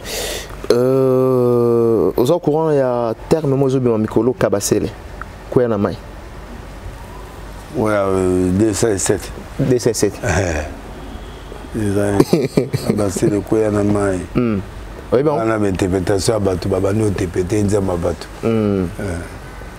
Au cas où on parti aux États-Unis? Ouais. 207 là, DZ7 là, bimosa. DZ7 oyo. Eza bokoko. Uzobina. Eza bokoko. Et babi na ondeni. Oyo. Nani le boko. Après voilà, il faut. Uzobina. Olinga yango. Okagina papa. Là papa yo kasi. Ebomaka. Epupa na sala ngo pona epupa. Na ba wario. Bolo mo fala usala kabe. Kasi wana ekomi bokoko. Bokoko bazo benga nze mwana ba benga bilimata. Wana bokoko. Bokoko. Bilima biza mabete hein? Eza mabe. Ah. Sur le plan religieux eza mabe. OK. Bilima. Eza bokoko mais bilima eza lwa bokoko nde balobi. Non, bokoko kasi bazo évoquer. Na kala eza rappelé to bunda boy. Ah koko na ngaya. Te voilà te. Wana évocation. Bilima. Bon, eza nze mo ancestral mais voilà, wana ko sala moto. Oh boy. Kasi bazo tout ene bokate. OK. Na naturel e boka. Tout à ba pilipili. OK. Tout à pondu. Bon. Mai. Comme maman bilora. Kasi wana ana mongo te côté na binosa. Azana mongo menze mona compliqué. C'est compliqué. Mais ça va quand même et puis voilà, donc ça folklore et puis OK. Elle volanteko. Alors lelo jeune frère nayo fait rigola. Azobeta na Paris la Défense, peu importe configuration où il y a kozwa. Ozaki batwa bandolo bakeno ferré abetaka mbalamon na Paris la Défense Arena. Ozomona que à comme le niveau pour il évolue. Il évolue pas mal. Je suis fier de lui. Ouais. Ferré avait à l'Alaïtro. Il a transcendé. Dans Alamouki Ferré. Alamouki. Du fait que Kenya a Arena Alamouki. Arena Adidas Arena et la Moussi Ferré. Ça moi Zénith et car il est trop mais quand même à sauter betape bilé à qui m'a mon Arena Lungue Arena à qui Paris la Défense. OK. Donc Paris la Défense soit là et là à Libaya à Kenya. Quel que soit Batouaoya, quel que soit Nani, moi je suis fier de lui. OK. Parce que à partir d'Arena Ndesikoyo, sur la salle de configuration à 40 ans, à ta salle à 40, à ta salité, mais au moins il a osé. Ah, il a osé. Il faut vraiment l'encourager. OK. Il faut l'encourager. Faut encourager l'artiste Ferré Gola. Moi, on a une vraie chanson. Ah ouais, mais David Mangayo, Tikanga, bien. Ils ont cette dynastie. Ils ont pas mis chef d'œuvre. Ils ont sécaté. Belle chanson. Ouais, ils ont bien. Ouais, Maman Denise, Maman Denise. Maman Denise, Maman Denise. Dynastie. Il y a déjà belle chanson. Belle chanson. Très bien, les lotos. Moi, je l'encourage. Je crois que quand quelqu'un fait quelque chose de bien, il faut aller avec lui. C'est bon, c'est ce que je voulais, je ferai. OK. Parce que mon loi que nous avons contre Ferré Gola, mais on a félicité. Mais papa. Vous félicitez Ferré, ça fait du bien. Moi qui tu as un problème. C'est ça, tu félicité. Ouais. Fallait puis voir que Stade de France. Fallait Stade de France 2025. Et puis, est-ce que vous avez 21 000 au Canada? Non, bien. nayebi kazo beta sur na France wana na France abakisi na Nantes parce que ko beta na province eza facilité ouais eza bato ya province ko beki na ville baye baoya mais siko bato ya ville bato ya Paris ko kene province ya rare prophète tara Bordeaux eza ville même ba français ba moko eza difficile Bordeaux eza difficile ko beta na province ouais nde ba fali bazo beta na félicité. C'est vraiment félicité. Ouais. Pour avoir besoin de ça stade de France. Fallait. Fallait au ça stade de France. Ouais. Au monde là déjà. Oui.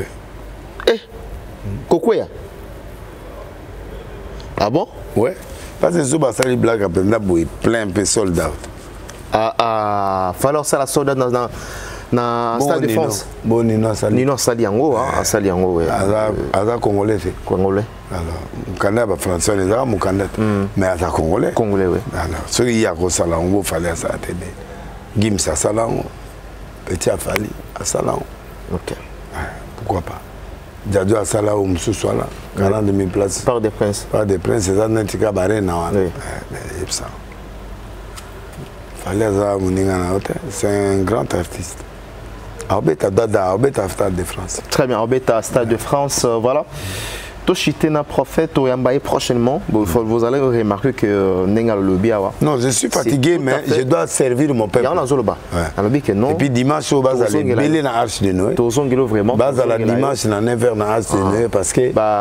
Terrain Tozo le Kato Kotawana, il y a la turbulence. La turbulence au Kotango prochainement. On a mini turbulence ici. Les alliés. Ok.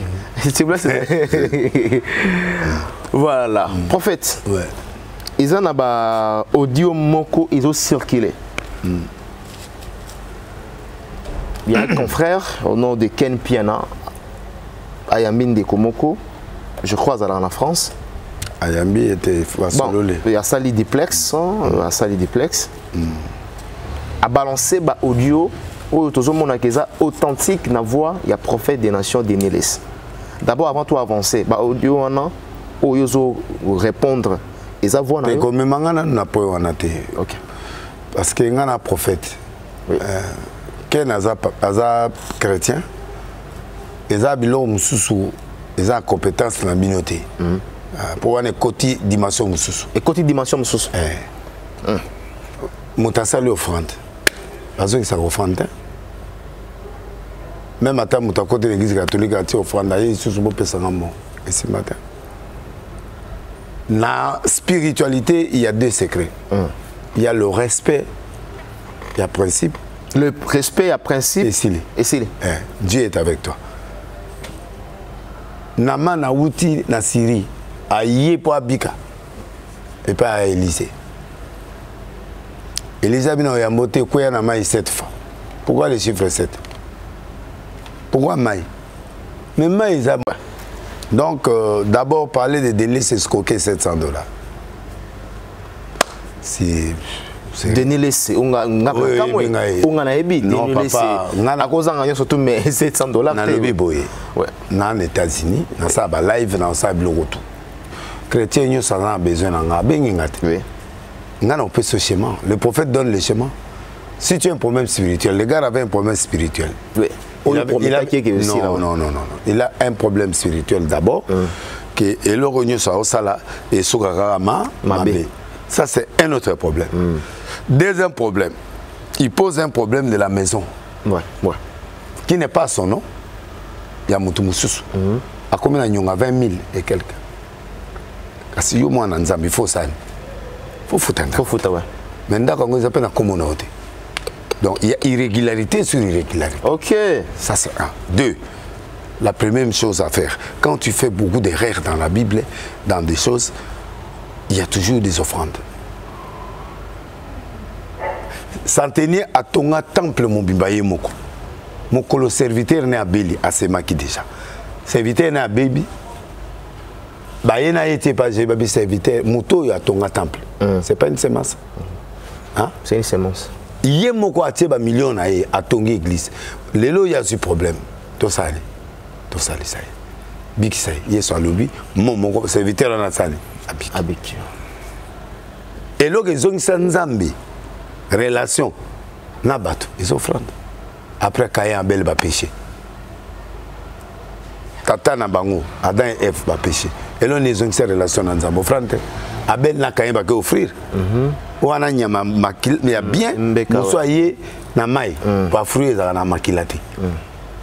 Dans chaque sacrifice, il faut y avoir de l'eau et du sang. Tout ce qu'on appelle sacrifice. S'il y a de l'eau seulement, Nzamba va société. Et puis, il faut y avoir des critères. Il faut respecter dans le domaine des délivrances ou des guérisons. Il y a le principe qu'on appelle l'obéissance du schéma. Point. L'obéissance du schéma. Oui. L'obéissance du schéma, et c'est tout. Bah, ici, combien de fois? 7 fois. Oh, mais il y a une différence entre schéma au prophète à lobby na schéma au yomo mikoye na mai. Yoko le bateau pourquoi na wuti kuna ba par mai ezali tout ça banini pourquoi na tiki yango na yepa na mais olinga ina sali yepo na ya lingaki ba frotter yo akweya po ba mona ke nzamba sali. Ça c'est un défaut. Yango moni na fongoli école mo na banda semaine prochaine sur la prospérité. Parce que les gens ne comprennent pas le principe de la prospérité et ils ne comprennent pas le principe des semences. Qu'est-ce que semences? C'est quoi? Il y a combien d'offrandes? Il y a, Bible le dit, si tu n'obéis point à la loi, au commandement et aux alliances, il y a les alliances temporaires, il y a des lois aussi temporaires, il y a des lois à perpétuité. C'est quoi la prospérité? Gouvernement.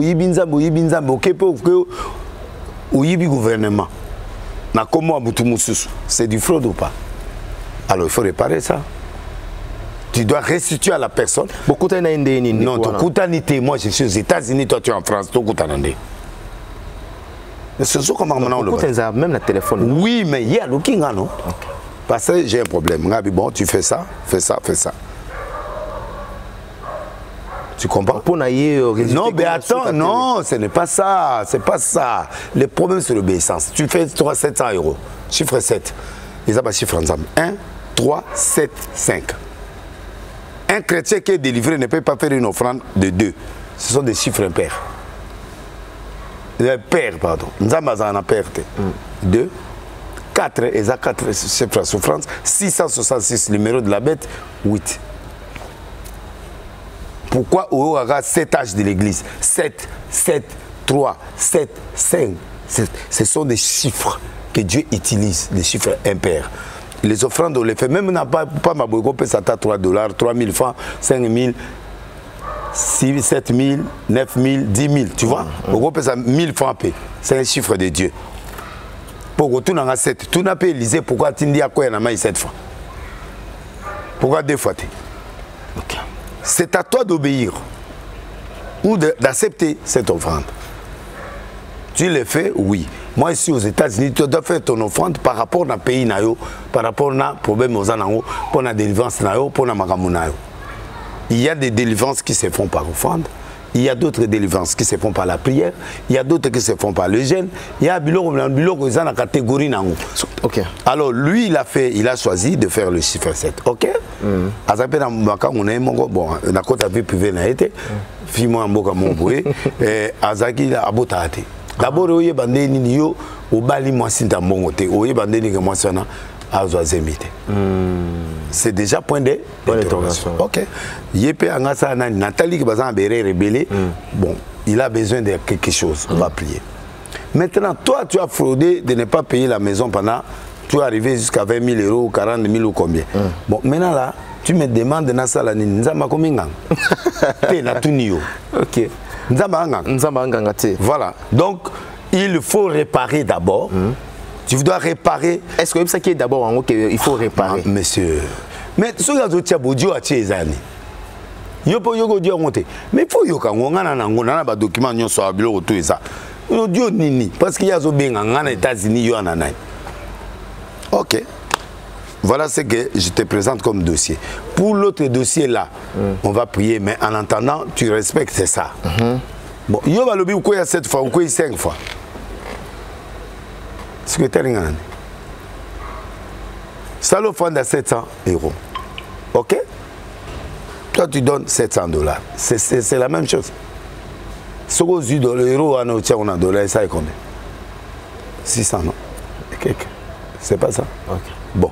Donc il a fallu ça pour ça. Non, il fallait, dans le problème de l'offrande, dans le problème des principes prophétiques, il faut respecter ce que Dieu te dit comme schéma. Quoi il y a 7 fois, quoi il y a 7 fois. Sauf quoi 5 fois. C'est pas moi. N'est-ce pas?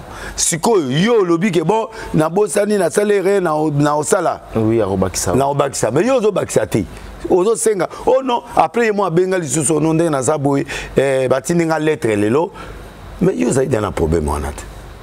Batini lettre lelo ba bifo na bima. Ina na bima. Moi si wana d'après document ou bien yo. Mais pour yo bima, il faut pas prier pour na autre. Droit d'onction c'est moi. Nombre 18 verset 8 et puis droit d'onction. Et puis 18 à 19. C'est inviolable. Tu dois respecter ça. Parce que yo le bien que non, le quoi na moni lettre yo na ça sur le côté. Mais va prier pour na yo déjà, pour la spiritualité na yo. C'est qui est important. Les lots osa bien. Ato ok na ndako mususu ba longolote. Mais ceux qui les lots zaka mabe, ok ndako mususu pe kosani. Au kangama, au futate, tu auras toujours les problèmes. C'est que la clé d'abord c'est ta spiritualité, réparer ta spiritualité par rapport à Dieu et te délivrer. C'est ce que j'ai fait.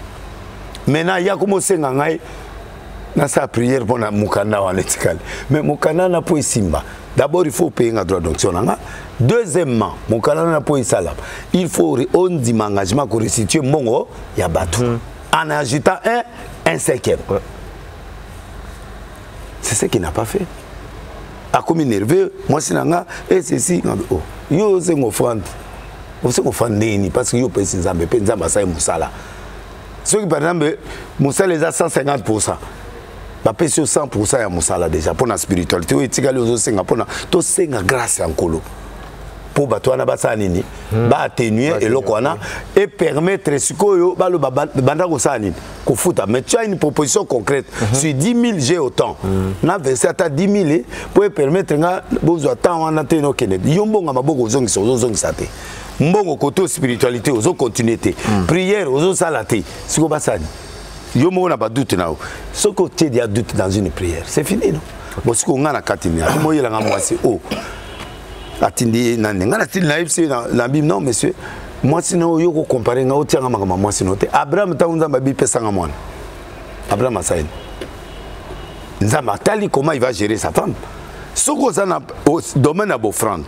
Ce qui muto aux tout na conseil, il n'a pas la même foi que toi. Il peut briser ta foi. Très bien. Abraham a quitté maman neza boy na ke oboma nan Isaac. Et c'est maman nangatika. Angatikate bitumenge bima atalika na foi na été habité maman pesanga mwana to kenatika nga dans ça sacrifice. C'est pas ça? C'est ça. Est-ce que il avait dit à sa femme que pesangai mwana na lobomai tango alobi bongo atiki mwana mwana peut tenir question na dira papa wa tozo kenda na moni biloko tout mais offrande na monita. Or papa ebi montaka no boma nani abomai ponza basengiye. Dieu lui a demandé. Lui n'a fait que obéir, n'est-ce pas? Dans le principe des semences, de la loi de la semaille, de la prospérité, na professeur, na zo banda école kalamigité. Semaine prochaine, ça m'appelle déjà pour batouba aller belé dans sa école en ligne. Il n'a pas pasteur boyekola pour permettre boye baba loi. Mais sur la cas où commune, il y a aussi un OPC. Na OPC c'est le côté. Sur la zone a koufi. Alors, sur la zone ni. Ce qu'a zone a koufi. Sur zone c'est le bon a koufi. A koufi. C'est ça le principe de la parole. Ceux qui offrandent. Yo peut c'est comme offrande catholique OK pas mon. Obi combien de bateaux pa pesi mon. Ngana forcer eta. So yo zone c'est le bon a koufi. Na okufati. Ndekolanga. Non non, ngana na besoin na écouter makolo ba mwana te. Nga luki était yé muté venir mais vraiment. Et ce sont des erreurs que beaucoup de chrétiens font. Azomona que le diable est en train de l'utiliser. Parce que yo ko ça l'offrande dans les États-Unis, yo en France, offrande de commune. Aux en a tout le temps, il y a réfléchir. Ba forcer. Na tele mundu ka ngana na Paris ni. Vas-y, dis-moi. Yo mutoye pa nanga, ba forcer au comité d'agence de. Ah ouais. Hein? Ah ouais. C'est que tu as cru à quelque chose, non? Mais avec doute. Nzamba nganga te yo yega boyba c'était zala notre nanzamba et Dieu fait son travail, n'est-ce pas? Cette fois yo ko isenga fa to ba osani. Olomani ni résultat ni yolingi. Donc yo on so manzamba. OK. Yo za dans les erreurs, tu vas acheter Dieu pour que Dieu bloque ces gens-là, mais Dieu n'a bon abattu. Oh yo au devoir bango futa bango te. C'est quel Dieu là? Je ne suis pas un magicien, je suis un prophète. On t'a dit fais ça. Cette fois, ou fais l'offrande au sang. Je vais prier pour toi, je vais faire ceci, je vais faire cela. Dans un message, monsieur. Yo aussi si tu m'as mon ayo, tous en a pas prié il y a ça là. Mais aussi si tu es on a ça là sauté parce que bah combien la lettre. Oh, monsieur, quelle est la lettre à avoir avec la prière que tu es venu me demander? Je fais la première partie déjà dans Zongelio, côté spiritualité. Ce qu'il faut, tokende, pour résoudre le deuxième problème. Okay. Et toi, tu ne respectes pas. Oh, Zongi Sangambon, oh, Zongi Sonde. Moussalo, Basali de Anzam, on a deux yopon déjà, les ayangote. Oh, na lingi soutien alors. Je peux pas. D'accord, donc il y a un bateau, Bozo Kansarogo là. Non, mais papa, il y a l'escroquerie. Non, il n'y a pas d'escroquerie, c'est une sémence, c'est une offrande. Soy balobi ça la 7. Pourquoi on travaille les chiffres 7? Ako le bapé 3, ako le bapé 1, ako le bapé et pas nanga kutogoye la ngaba chiffre satanique. Parce que Dieu ne peut pas prendre ça. Papa, Abel bayokaki. Bayokaki parce qu'offrande na yezaki na critère. Est-ce que Kaye bayokaki? Bayokaki. Ma qui les a dit? Siko. Ce qui nous a exaucé, qu'est-ce que tu dois faire? Au lieu que nous bon makayen, corriger, apprends à faire de bonnes choses. Il y a des gens qui font des choses superficielles. Ils prennent Dieu comme un sorcier nganga. Non, à père qu'on doit respecter. Il est capable de faire de grandes choses. Il y a des gens qui donnent des 100 000 à Dieu, des 10 000, des 20 000. Et tout n'est pas offrande. C'est la prière. Jésus a délivré que moi, il y a quoi malade en décalé, délivré qu'il y a 5 ans qui est mon côté. Prends ton lit, marche, va. À 5 ans, la reconnaissance est lokoana. Reconnaissance, mbeto et batelio, kotika ngote. Il y a des gens qui t'ont fait du bien, accompagne avec eux. Il y a des choses où ils sont à prière. Il y a des choses qui demandent des semences. Papa, maman t'habite, c'est quoi pour l'année? Pour la bilambate, badon ya zaopé sabatute. Mais c'est comme ça. Il faut noter à la loi des semences, il va tout comprendre. Donc, muto la mugine na tongo bodelesi, nzambe na yo azama kasi na zone dimanzamena na salanine. Fais ça le schéma. Très bien. Mokolo oyo Saoul pour nous clôturer, Saoul a zokende et pas ya koluka bibwele ya papa nae. A komi na nzela, alors serviteur a ebise to Saoul habito zonga papa komi na souci pour aussi ça. Nzamba tuni papa na tuni, qu'est-ce qu'on a? On peut parler chez un homme de Dieu comme ça. Qu'est-ce qu'on a dans le sac abi? Ngana na mbongo soute serviteur abi, j'ai un cycle d'argent. On peut aller le voir. Au moins, on a un principe que pas mais le pasteur de l'Église n'a pas obligé. Il t'a présenté le schéma. C'est à toi de dire oui ou non. Et c'est pas kangio. Et c'est pas imposé. Bah tchèque singana kingo. Na audio na yozolanda. Na wikingana imposé. Imposé l'autre. Imposé oui. Na proposé. Voici ce que on doit faire. D'abord, je suis un homme spirituel. Le problème, c'est l'aspect spirituel. Toi, on a délivré. Les restes, c'est Dieu qui est en train de faire. Tu sais, on ne pas tata. Pour Batouana, ceux qui sont bengono, moi, bandi mata batikayo et au bando futa ba banyongo na bango. Yé alingi bongote yé il faut kaka Batouana basani. Oui bileta. Au futi mon agence à batute. Ndako abatu tata wana mukolo ndako na goliate. Hein papa. Ouais. Ah, et puis comme moi j'ai tous les papiers. Donc au crodé, aux inazu comme très bien. Et là honnête. Et là honnêteté. Merci pour l'éclaircissement. T'es na tout ni pour ba document tout ça. So ba lingi, na présente, na tout et puis na enregistrer ba biloko tout moi na solo na de A Z. Yé ko ta enregistrer té. Yé wana za ma solo to za ko solo là. Mais yes ko ngana na ma solo nyoso. Donc moi, je n'ai pas le temps de tout ça. Il y a sa détaillité. Parce que j'en ai les détails. Tu as fait d'offrande volontairement, qui n'était pas complet aussi. Après, tu veux avoir des résultats sur quoi? Ce qui est salé qui ndenge ba ebsakio, n'est-ce pas? Autosi.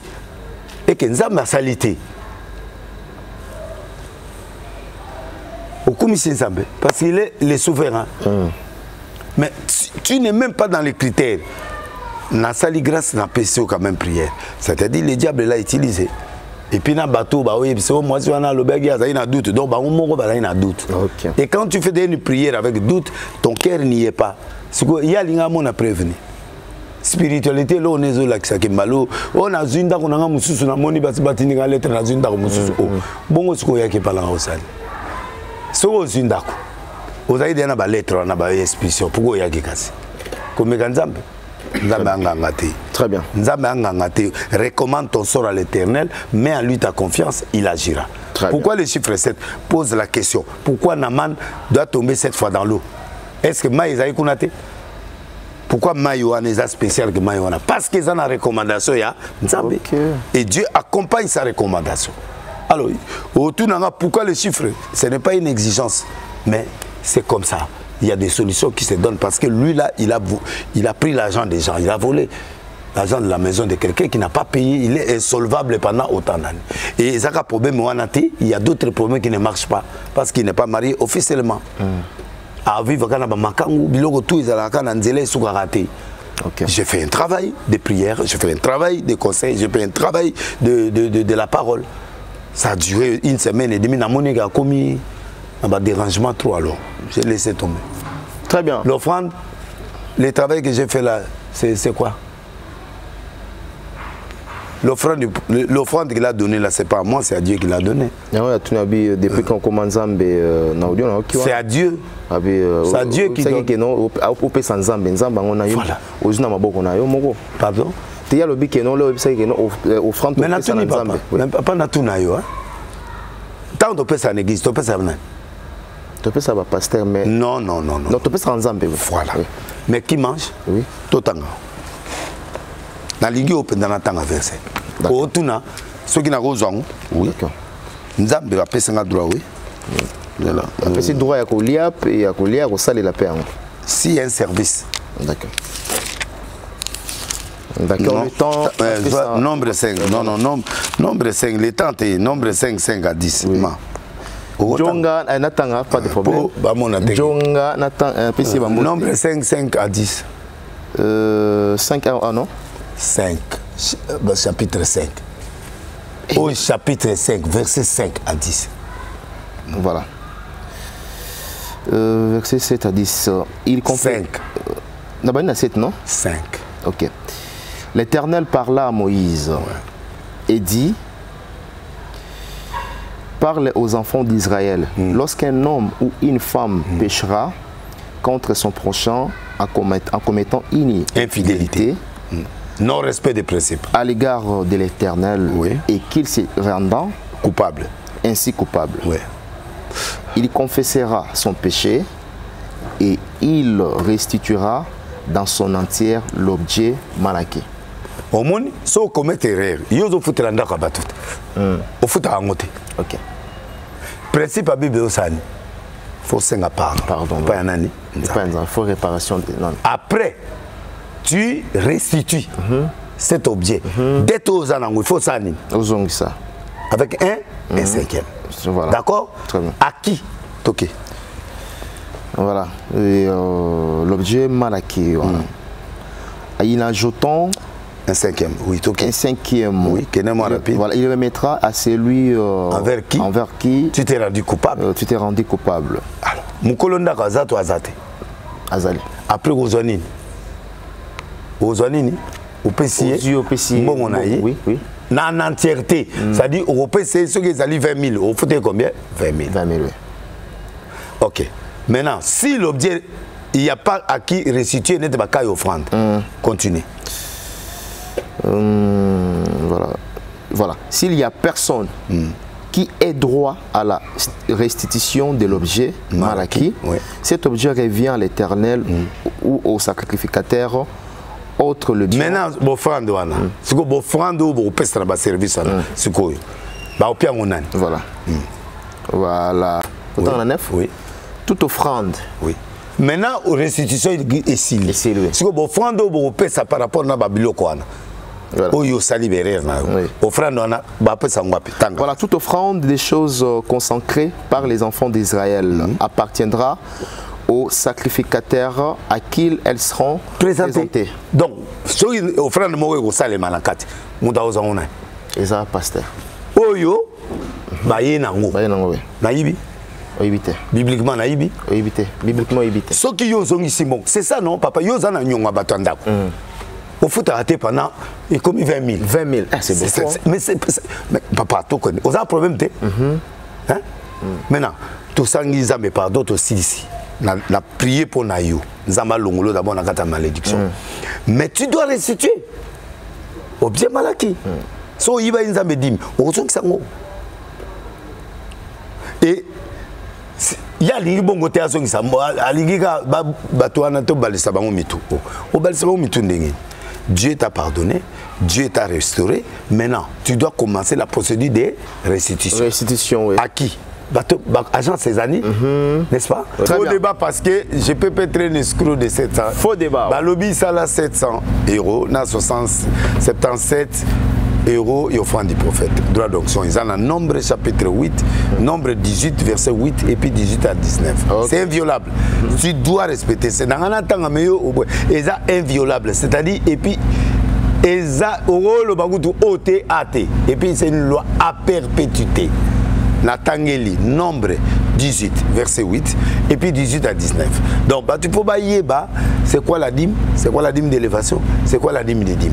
C'est quoi l'offrande du prophète? C'est quoi l'action de grâce? C'est quoi les rachats? C'est quoi ça?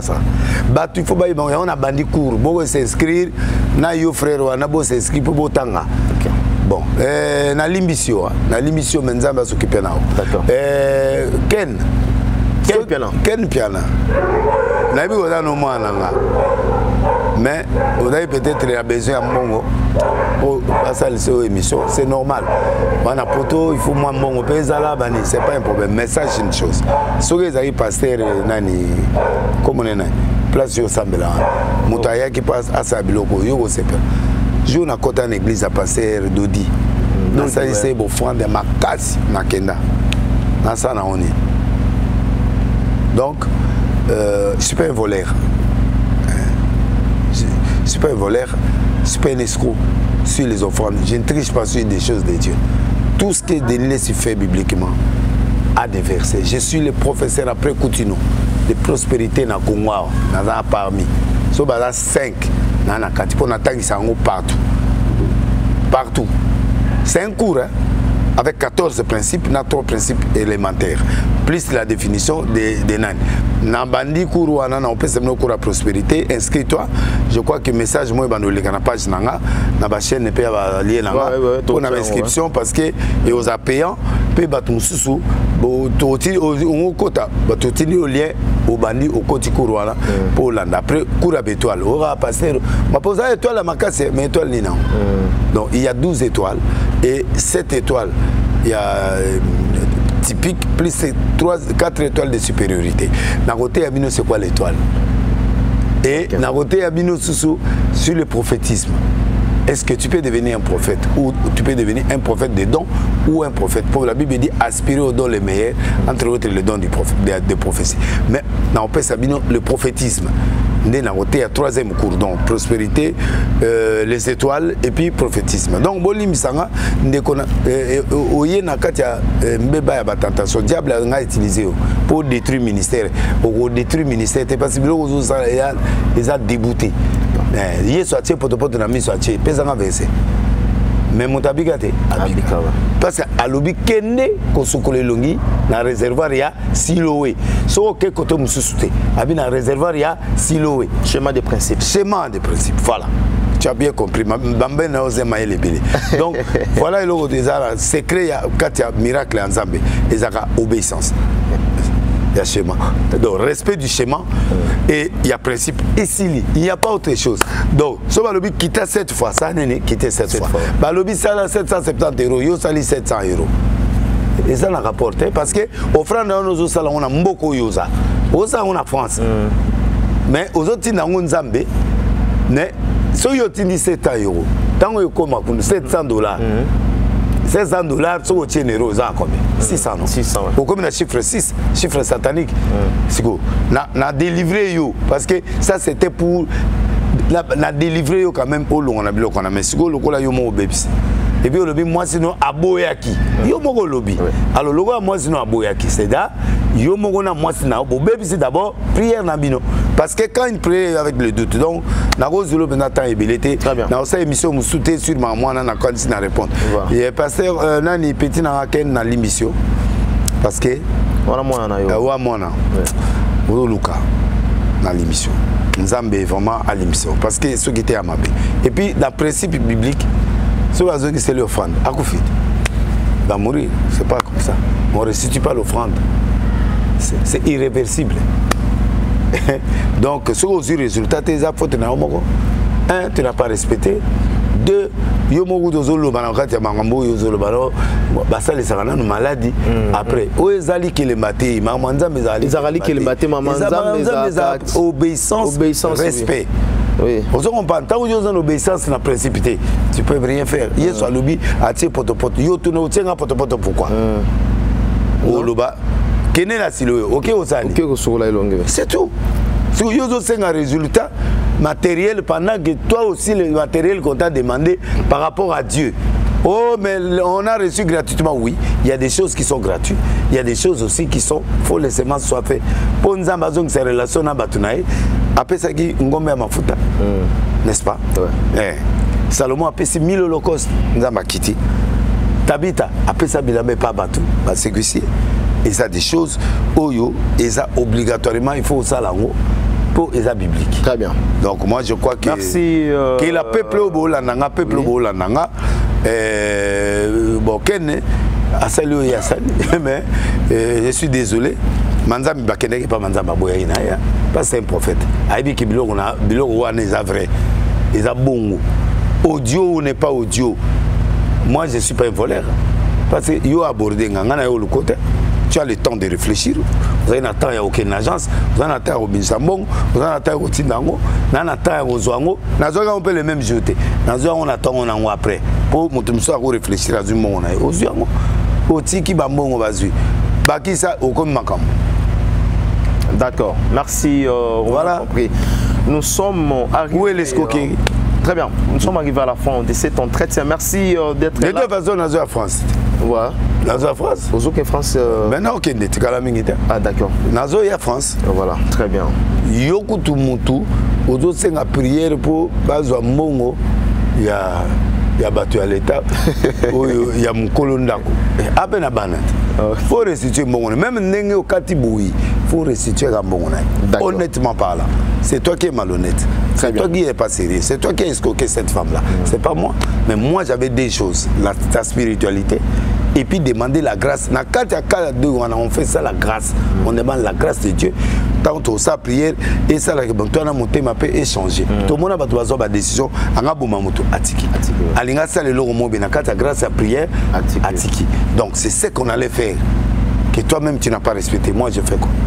Obité batini nga lettre ya kokende na modu kana ndako côté mususu zo frando na pezaki na zonga ndo bakela mbongo ya ndako boyo yaki kolukani oye ko meka nzambe oye osana. Donc si on vous restitue ça tu vas mourir. Très bien. Je ne peux pas restituer parce que tu as donné à Dieu. Demande ça à Dieu. Oh, qui demande ça à Dieu? Ah, mais qui va le restituer? Même à ta nzamba pesinga droit. Mais tu vas réclamer chez Dieu. D'accord.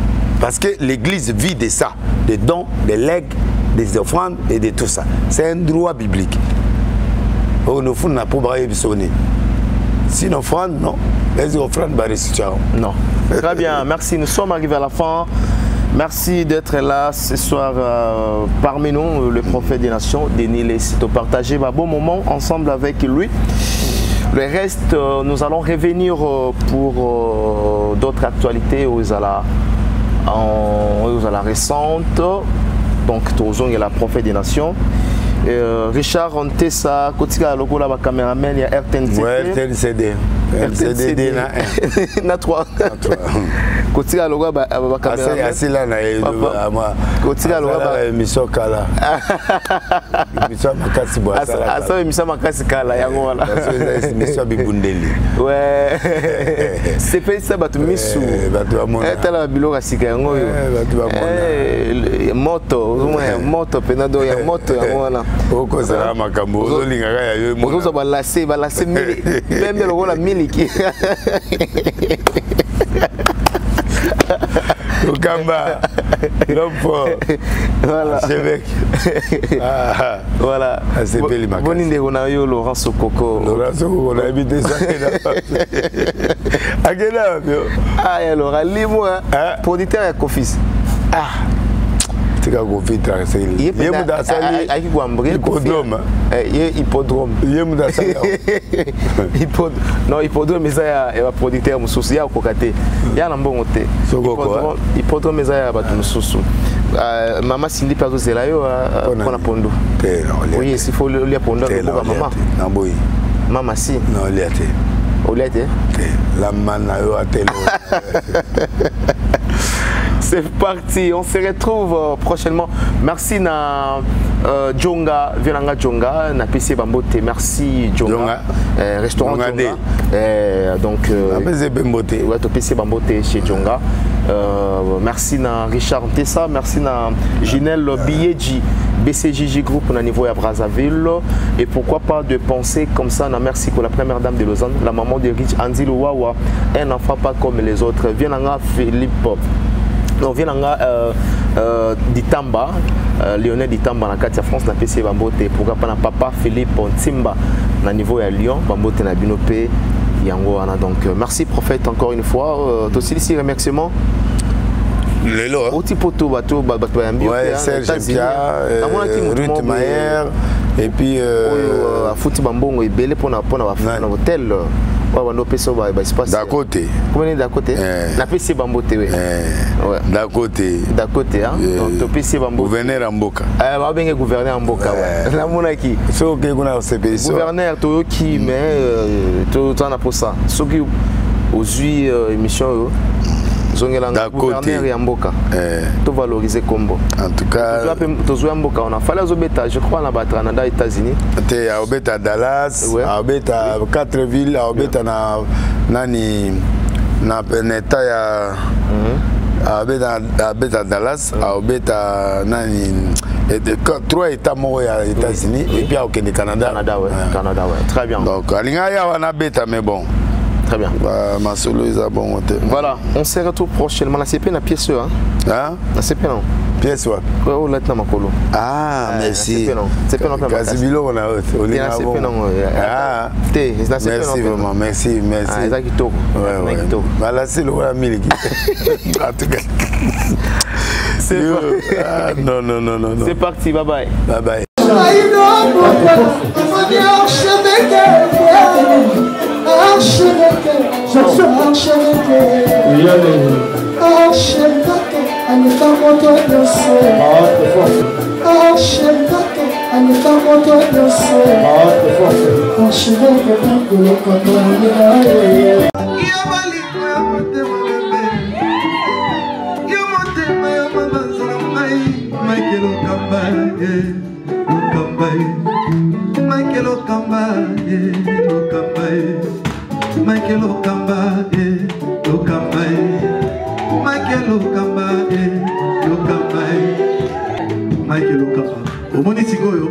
L'artiste, c'est l'improvisation.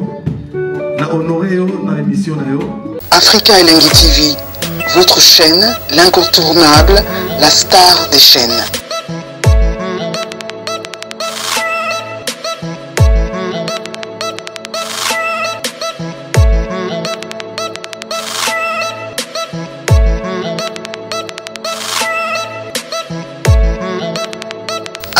Africa Elengi TV, la magie de l'info.